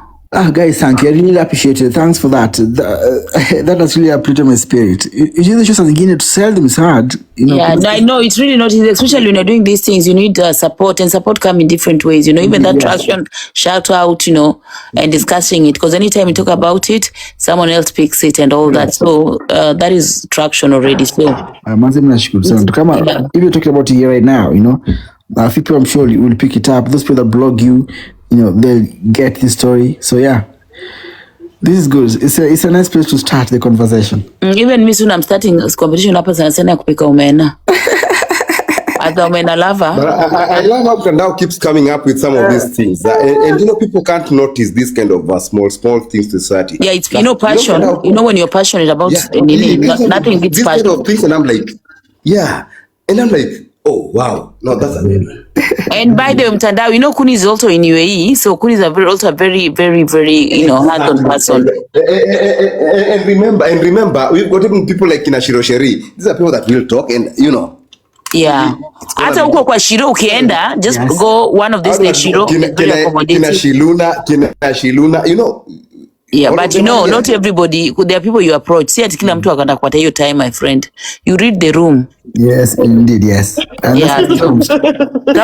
Someone like Shiro is approachable. She'll give you the time. You can talk to her. Na pia platform yake, a lot of people from Gulf usually hang around there. So it's a very nice place also to go and talk about it. Yes, that's true. Yes. Mtandao huko tunaenda kama tumeshikana mkono. You know the way Roach alikuwa anashika mkono tukienda kwa Boscan. Hivyo. Roach pia tupige tu debe tu. Si Roach pia kuna influence. Roach ni mzito. Anaona example na wewe mtandao koma. Si mmoja kuna influence pia. Whether good or bad, but kuna influence. Whether good or bad, you've got influence. What do you mean whether good or bad? So whether good or bad, ameongea tu kweli jo adu. No. So I mean, look, depends how you see it, but influence. But people will listen. What I'm trying to say is, people listen what you say. So, Roach, mtandao amesema uko na the two aspects of being influential. Sasa kuna mbili ni watu tutamua sasa whether it's good or bad, the influence is there. Absolutely. Yeah. So akisema kitu unasema hey, nani? What's happening? People will ask questions, So we get to the better. No, these are now already good things. Gossip, Gossip Drama is here, so and she's part of the team, and she's a golfer. Yeah, let me call it that way. Sikujua kwa hiyo, but okay, interesting. I didn't know kwa hiyo mta. Yeah, she's around here, so we good. And she's part of the team, so we good. Yeah, she's a golfer. Akiwa la nashukuru sana tu yani tu. Mtandao hii atusingize baridi. Aita. Everybody is nice to talk, but I appreciate it. Right to be now, guys. Thank you. I've seen the messages, guys. Thank you. Thanks for that. Nauliza mtandao, umefikiriaje ukaamua kuweka ya golf this time? See, just because what's happening. You all along umekuongokeka Kenya Got Talent. Why golf this time around? True, as I say, I say nobody really appreciates them. I mean, they do a lot for us. They're the ones who talk for us. The entertainers, and also because what's happening in the region. So the US, Israel bombardment. It's affecting people. No one's talking about it. So that's anxiety that people have. So I just thought by having this show will make us. Will make them kind of forget what's going on and just come and smile, and also for them to feel like they're being recognized. Because really, I think as Ati said, so when you talk about golf, we associate you either with bad, something that's bad, but you don't see as people that actually have a meaningful livelihood. So there you go. I come to Waiguru. Ndio sasa Gossip Drama. So mkam to Gossip Drama hiyo posta tu mtu sukumie tu yani tu. And those want to support the show, so come through. I'm happy to answer any question. If you have any, if you want to be a judge, write to me. We shall see what you bring to the table. But what's important now is just to create the awareness. Anyone that's interested, you must believe in the golf. for you to take part in this. So the show is Kenyan Girls Got Talent. That process may work. So there we go. Tell me about your platform. Pia katatu wako tu. Katatu Gulf yote. Yes, Katatu is part of it. So okay, just come to friends. And if you have any question, please write to me. I'm happy to answer anything. Yeah, let them know that Kenyan Girls Got Talent. The show is on. We start from the airport. So between now and 23rd of March is just doing awareness, getting those sign-ups. So winner anapata nini mtandao ama bado hujadecide? 100K. Oh, okay, that's it. 100,000. So we see. Okay, Roger, I can tell you for sure this is gonna be big. 100K is some real shit. It's a lot, People are serious around here. You'll see. Mtandao. Rusha poster. Na hiyo price. Now let's go. So kwa poster, I put 50,000 because that's what I have. That's my mind. That's what I have. I know people have pledged, but I know that by the time we're starting the show, we'll have 100K. You do shafika, that's 100,000. Don't worry about it. Utapata. I know what's easy. Don't worry about it. Yes, we got things like a runners up, first run up. Okay, what's the plan? The nature of the show is jackpot 100,000. If we make more money, if people come through, we shall award runners up number 3 and 4. But for now, the winner. The vibe is the winner. Yes, that's jackpot. Okay, awesome. That's okay. That's what we have. But if you make more than that, you don't whatever money I raise in the straight kwa show. I don't make anything on that show. So okay, awesome. Okay, just a quick one. How many judges? The panel? So we normally have 5. I've approached a few individuals, but yeah, anyone that wants to be a judge, come through. We shall have a discussion. Obviously, there are a few things that you should look at myself. I cannot discuss that, but we normally have 5 judges. So the numbers has to be odd. Yeah, absolutely. Judges have their own opinions. Yeah. So yeah. I think that's okay. Thanks for the interest. I appreciate it. And again, Attykim put your space. Nashukuru sana. So people they know about this. They'll come ask questions. I'll be going to analyze this as from tomorrow to talk about it. Kupiga your debut yani. That's super cool, bro. Yeah, bro. Thank you. It's gonna be fine. I'm telling you the truth. This is gonna be something else. Forget about the rest. Trust me. It's gonna be something else. Let's go. Rocha pataka kathao tu Rocha. Usikatae tu. Rocha ako ndani. Rocha alisema alisota. Nilishiwa mtandao bana. Alishiwa. Ana eni. Kani Joe maliza Roach wamekufanyia nini ya nyapi? Wamenimaliza beri nakwambia hata. Bank account is negative. Hizi hata mtu akitaka kwenda job anaenda akitembea beri. Unauza kila kitu. Hii TikTok inafanya unauza kila kitu beri nakwambia. Hata mali bank account is negative. Ana alisota. Sasa napiga bei ya kiti Joe adu. Rocha alisota. Kalia carpet. Nakwambia sasa unauza kile kitu mpaka unauza kitanda. Juu ya pressure ya TikTok. Rocha utatuzia na kasufuria tupate hizo. Mpaka ulale chini. Pata mbua bana. Ulale nje, ulale kwa asylum seeking houses. Guys, thank you. I'm going to leave you Naki Atina shukuru sana tu kabisa tu.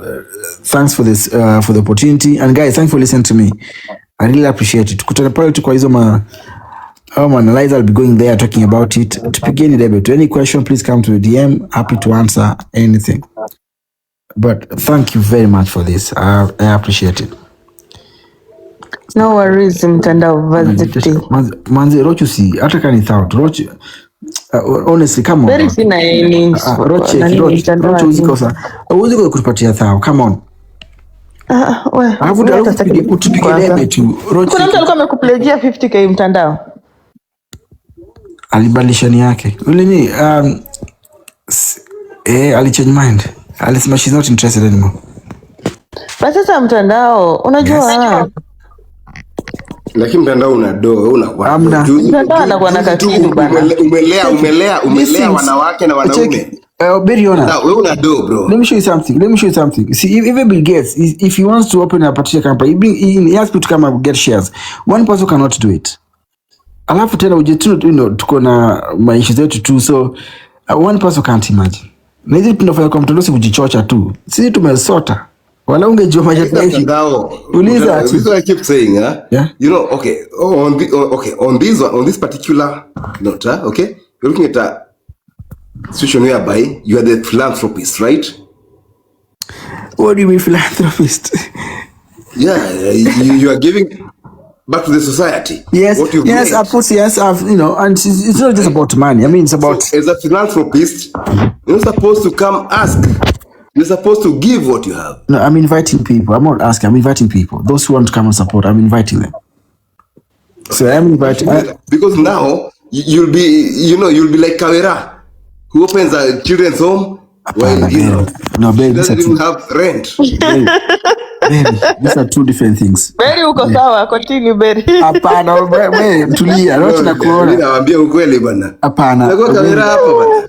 Berry, listen. Berry, unasikia Berry? Yes.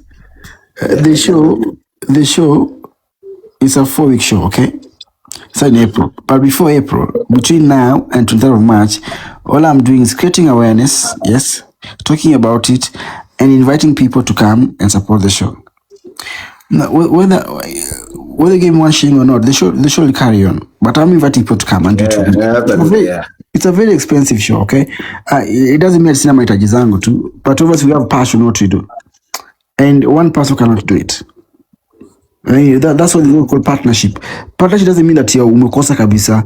Partnership means come and help me. We do it together. Yeah. Okay. So that's where it's not an ask; it's an invitation. The invite is I invite you, then you can say yes or no. But it doesn't mean that we won't do the show. That's okay. Sounds good. Rochi uthaa manzi usikazie. Wacha tufuate thaa. Mtandao. Yes. Nikwambie kitu. Unaona hapa penye Rocha amekaa. Yes. Unaona mwenye platform. Nikina thimu ifenda patio do. Mwenye platform akisema hivyo. Nishamaliza story. Wacha nimute watu. Wewe mute yao. Very formal. Wewe mute. Kama Berry. Mayo. Aki Berry unapenda mchezo. Hapana, wamenipa platform, mimi nashukuru. Just the fact we're talking about it, and after birthday, I know there'll be a space here. Lakini mtandao, this one is a little bit tricky. No, it's not. Do check it out. Listen, mimi sasa hii event yenu ni lini mtandao? Tunaanza the live show. Live show inaanza April huko hivyo. Toward the end of April. Roch cheki. So you need to nini? Rocha amesema msaidia dhao. Hapana, Rocha ziko zangu. Hiyo dhao sina Berry. Hapana. You know you need to start creating awareness mtandao, tumeanza sasa. Platform to another. Yeah. So ukienda Rocha, when you fight those platforms, talk about it. Kenyans in Gulf got silent. Sasa sina hata hiyo Virginia. Anyway, you have the post. So you the post couple, yeah, and when if post couple to call yangu tu. Actually, I can put here now. Let me see can take up before tears zime. Nishaona poster. So that you see, it's very straightforward. It is what Berry is the right person to advertise it for you because he has a lot of fans from that really, side. any TikToker. So any TikToker who is interested, yeah, guys, come on, let's do it together. You should go up. I thought I could have posted my phone. Maybe a different phone. Anyway, yeah, the post is my wall friends. Those interested, please, yeah, take that screenshot and put it in your wall. You never know. Mtandao, how about I give you a call tomorrow my time? Okay. Yes. I don't know what time it will be over there. Ama no watu ni kitu ujuma to create time to create time. Yeah, nitakuchapia at least nitakuchapia tupange kitu vizuri kabisa, then let's publicize it vizuri kabisa. We shall do that. Trust me, it's a good one. Play for Gulf, it's a good one, and we'll ride on it, we'll ride with it, and I've got people who can ride with it vibaya sana. Specifically, let me talk about influencers wenye wako huku. So let's see. Yeah. Nashukuru. Sasa hiyo ndio kusema build the poster, let's see from there. He has the poster already, Berry. Yeah, then we begin with the auditions, then from there we go step by step, then that. Hakuna audition hapana, Berry ona. So the thing is, whoever's interested, just write to me. Hakuna auditions. You just write to me. Hakuna auditions? You just write to me, and then we go straight to the live show. The live show starts in April. End of April. End of it. Good. But the deadline is 23rd. Yeah, good thing is that that's technically after Eid. So after good. Yes. So yeah, kuna time kiasi tu. Right. Okay. I'm not sure. Thank you. So I'm going to leave najuachia shalala tu, but madam nashukuru sana tu. Wase, thank you for listening to me. I really appreciate it. I don't take it for granted.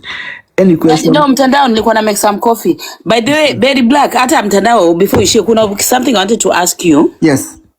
I wanted to ask your opinion on history, Sammir and Hannahbenta. People feeling that the man should not be involved in the kids' growth and all that. I mean, what do you think about the whole hula baloo? Or do you have any opinions? I mean, I do the match story, but listen, if that's the father, why not? I know, see, we are very quick on bashing deadbeat fathers, but then the guy is saying, listen, this is my kid, I want to get involved. The mother has confirmed. See, mama nani. Do you know what Sammir said way back? No. Ati hata akisikia mtoto ni wake ati Hannahbenta anafaa kukufa akizana huyo mtoto akufe. The recordings are out there. Yeah, but sometimes we make statements based on emotion. But don't we all sometimes make such statements and go back to our words? Yeah, no, but that's why sometimes, that's why artists, they say that social media wants to run out of emotions, frustrations, now. And the situation as well. What was being discussed at that time. As you said earlier, exactly. Kuna kwa mtandao, you want to swap left. Yeah, it's usually the heat of the moment that drives people, because we all control ourselves to different. There are people who, when they're mad, when they cannot contain, when they're, they'll come out with things. So, do we crucify a man that said something? No. Now it's come around and say, look, I want to be part of my baby. I'm the dad and all that. I mean, what do you think? The man who disrespected Hannahbenta's parents. Check mother. Roch honor. Hey. Okay. Is here, we don't condone what was said, okay? It's not about the mother, it's about the child. Sasa mbona Hannahbenta alikuwa nakataa anasema ati mtoto si wa Sammir. What happened? What changed? Later on anakuja kusema ati ni wa Sammir tena atakulelewa. Bring up a child. Kwa pajama at the moment. Tena walitoka kwa issues out. Sindio na hakuna ile kamilika. To heat of the moment. Guys, there are things that parents do, you feel like, oh sugar, how do they do that? And Sammir, and the young guys. Hannahbenta is what, 24, 25? Sindio? Bado mtoto tu. Uongo mtandao bana. Akiwalai. I don't think that guy amefika 28 Hannahbenta. Hata Sammir, I don't think Sammir is. Hapana, Hannahbenta bado ni. Sammir naye ni mzee anaelekea 40 something koma. Hapana, no way, come on. Aki mtandao. Gosh. 42. Anyway, other than choose young. Other than choose young. Unajua nani? Unajua mtandao is a Mr. Good Guy. Sio hivyo hapana. Ati umeniuliza opinion yangu. Sasa opinion yangu sio upendi. Simla kupenda ni hapo unafinyilia kwa age. Unataka kuniambia Sammir ako 24? I don't know. But is a young guy. Anyway, listen. Sometimes if you don't have experience. Anna is definitely young. That one I don't refute. But Sammir. And also social media can be a bit lynching. Ushaona part uye ya Sammir?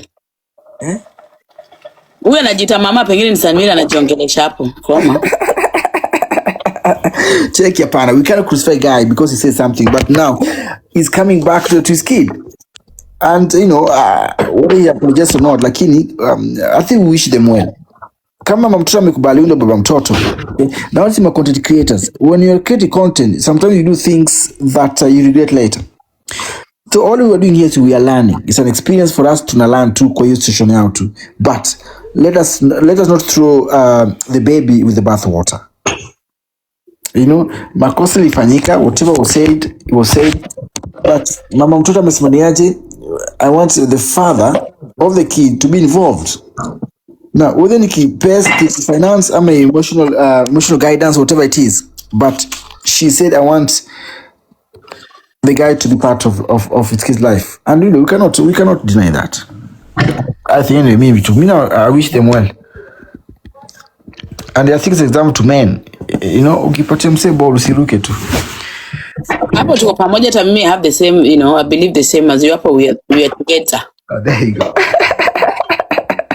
So that means I might know. It's a learning experience. Okay, let me opine. The master opine. Opine, Berry, opine.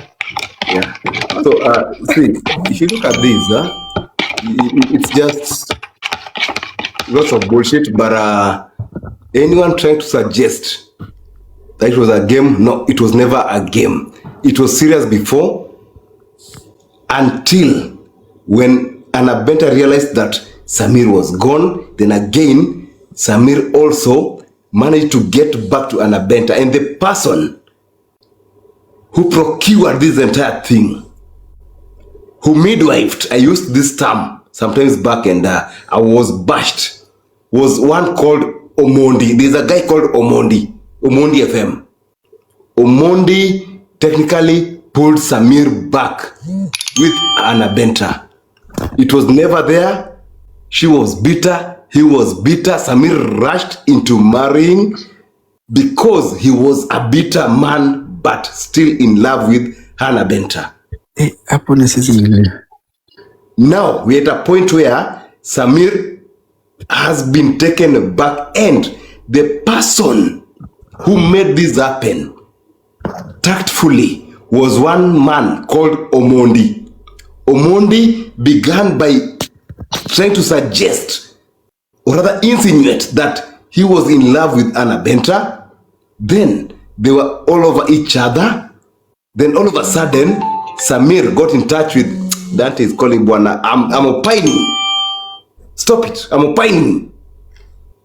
So, so Sammira took advantage of the situation, and Omondi is one guy who can make things, become so better in a way that you might think it's a joke. But yes, remember, Hannahbenta knows so well that the kid needs a dad. Now, Omondi made this happen. He midwifed this entire thing. Hannahbenta was never there. As that, let's talk about probably a month ago. She wasn't there at all. Gloria, what's her name? I don't know, Glow something, was there with Sammir. Sammir has always been with Hannahbenta. Sammir wants Hannahbenta. He can do whatever it takes. Sammir marrying that Glow girl wasn't because of love. It was to show people that he could, or rather he was able to move on with the seemingly beautiful girl than Hannahbenta. So Sammira was technically hitting Hannahbenta, uone unafikiri siwezi, naweza.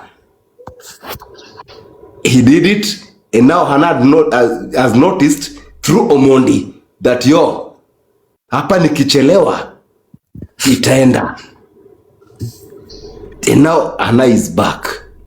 There was no business whatsoever. That thing came few weeks ago through Omondi, who dared to show interest on Hannah. And the person who approached Omondi was Sammir. And Omondi, as a businessman, must have made a deal with Sammir. Sammir, nipatie kitu kiasi, narusha Hannah kwako. Now, today, we are here. Yeah, well, I mean, love is illogical, and I think it would be very unfair to decide or to try to analyze why Sammir got married. But at this point now, I think the most important person is the child, really. The child has the father and the mom. Yes, correct, absolutely. They are good. Indeed, yes, and we should not condemn them. Yeah, and that's, I think, to me personally, that's what's important. The kid. But Hannah being with someone like Sammir, Sammir ni mwenda wazimu. So, no, that's a lunatic. He's a lunatic. Anna. Sammir is a lunatic.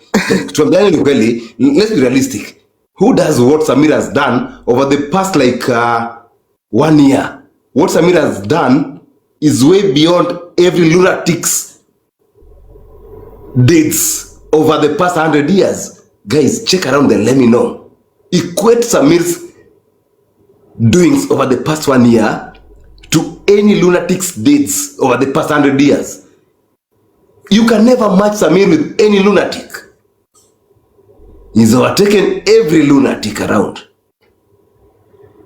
He's a lunatic. Well, I tell you what, listen, I'm going to drop now. I just want to say thanks again. I'll mute. Nashukuru sana, nashukuru. No, it's okay.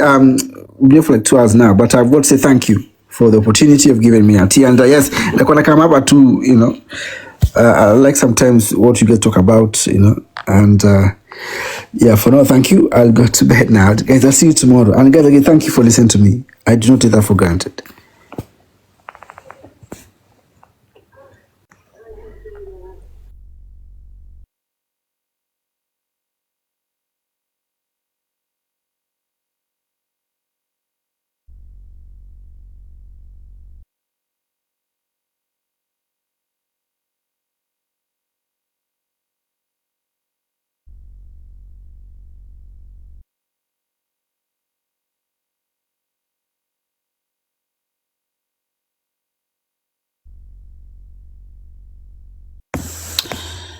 We guys, hebu niangalie kama ni JB akaon guys.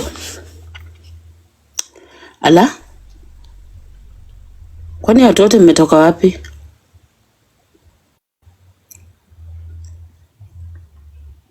Somebody check for me if JB is on, please.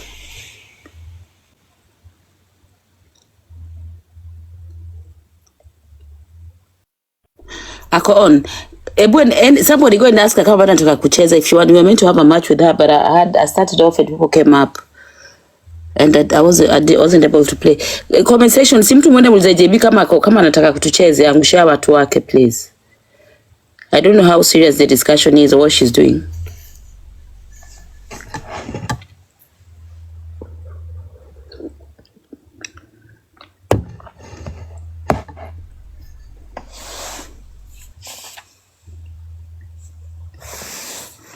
Let me drop people here because all these people are sleeping.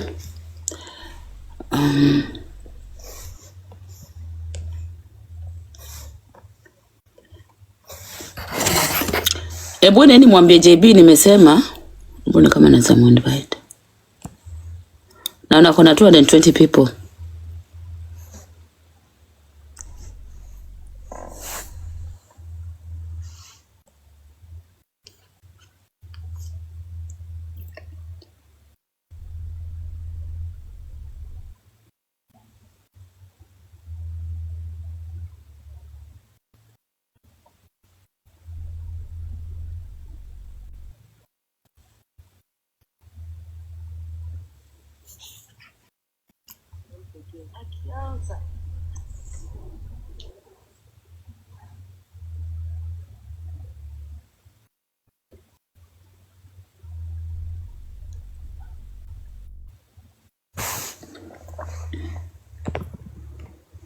We, mjue kitu nimefanya yenyewe kosa kwa glasses.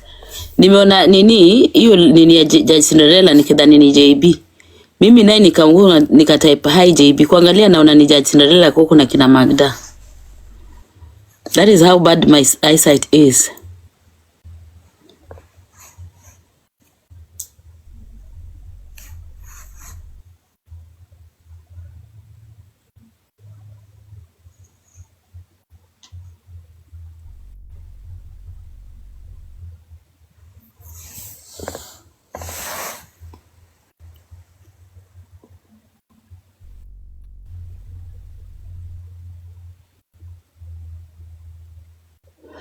Ray uko hapa? Ray.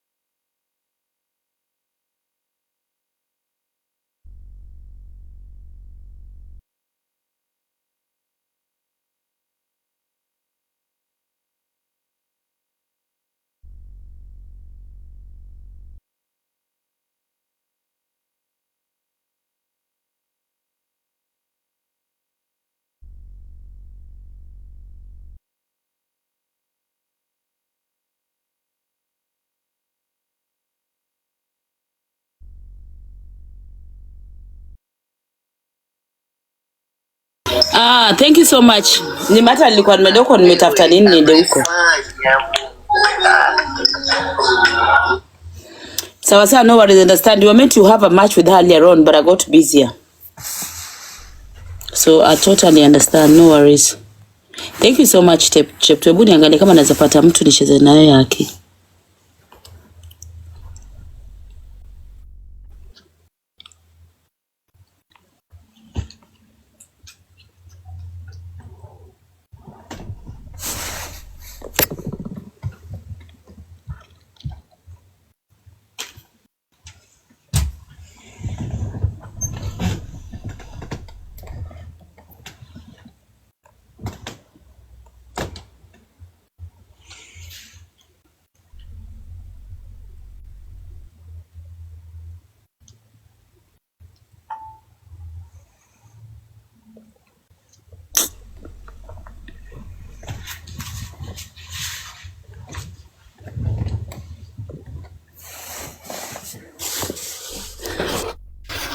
I think JB amesema hataki kucheza leo. Unajua it's me because you know when I came on tuko tumeongea naye. I think she got mad because then Nani came up. You know like someone comes alafu mnaanza kuongea. So yeah, I think maybe she waited on you know, so it's okay, no worries.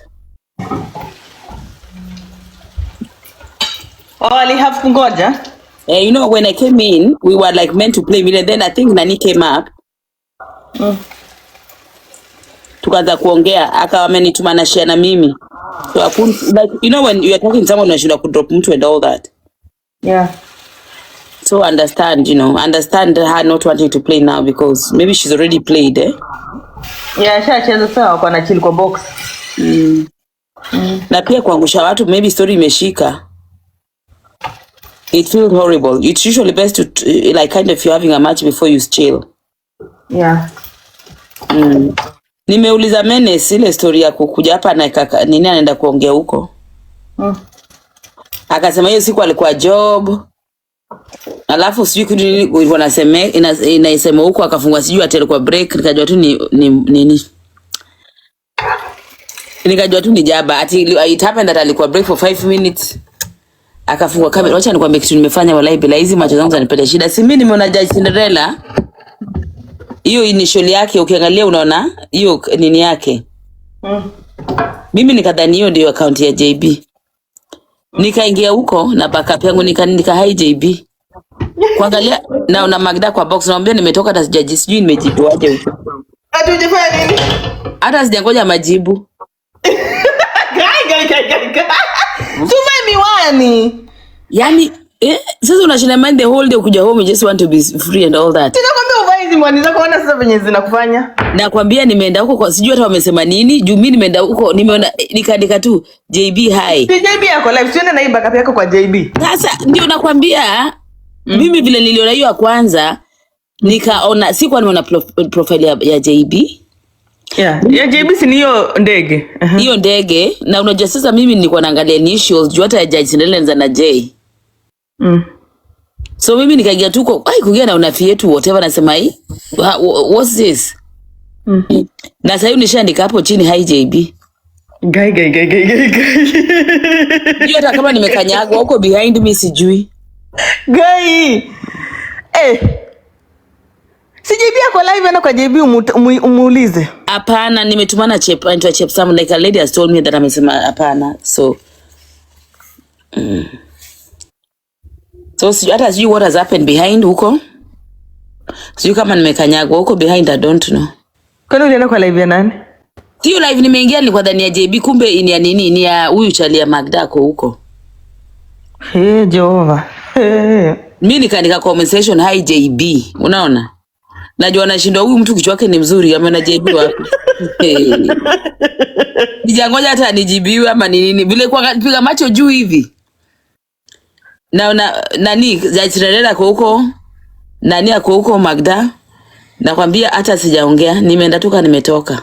Aki wewe na hizi nini? Inaenda kwambia uvange mwani usiku saa zingine. Ona. Anyway, it's not the end of the life. Hata wewe now una dropping a wrong person. Mara una block watu wrong. Nakwambia. Kama So thank you so much for watching the video to the end. Remember to like, share, comment, and if you have not subscribed, please make sure you subscribe and put on the notification bell so that you know every time I post a new video. So guys, thank you. I'm gonna see you on my next video. Bye.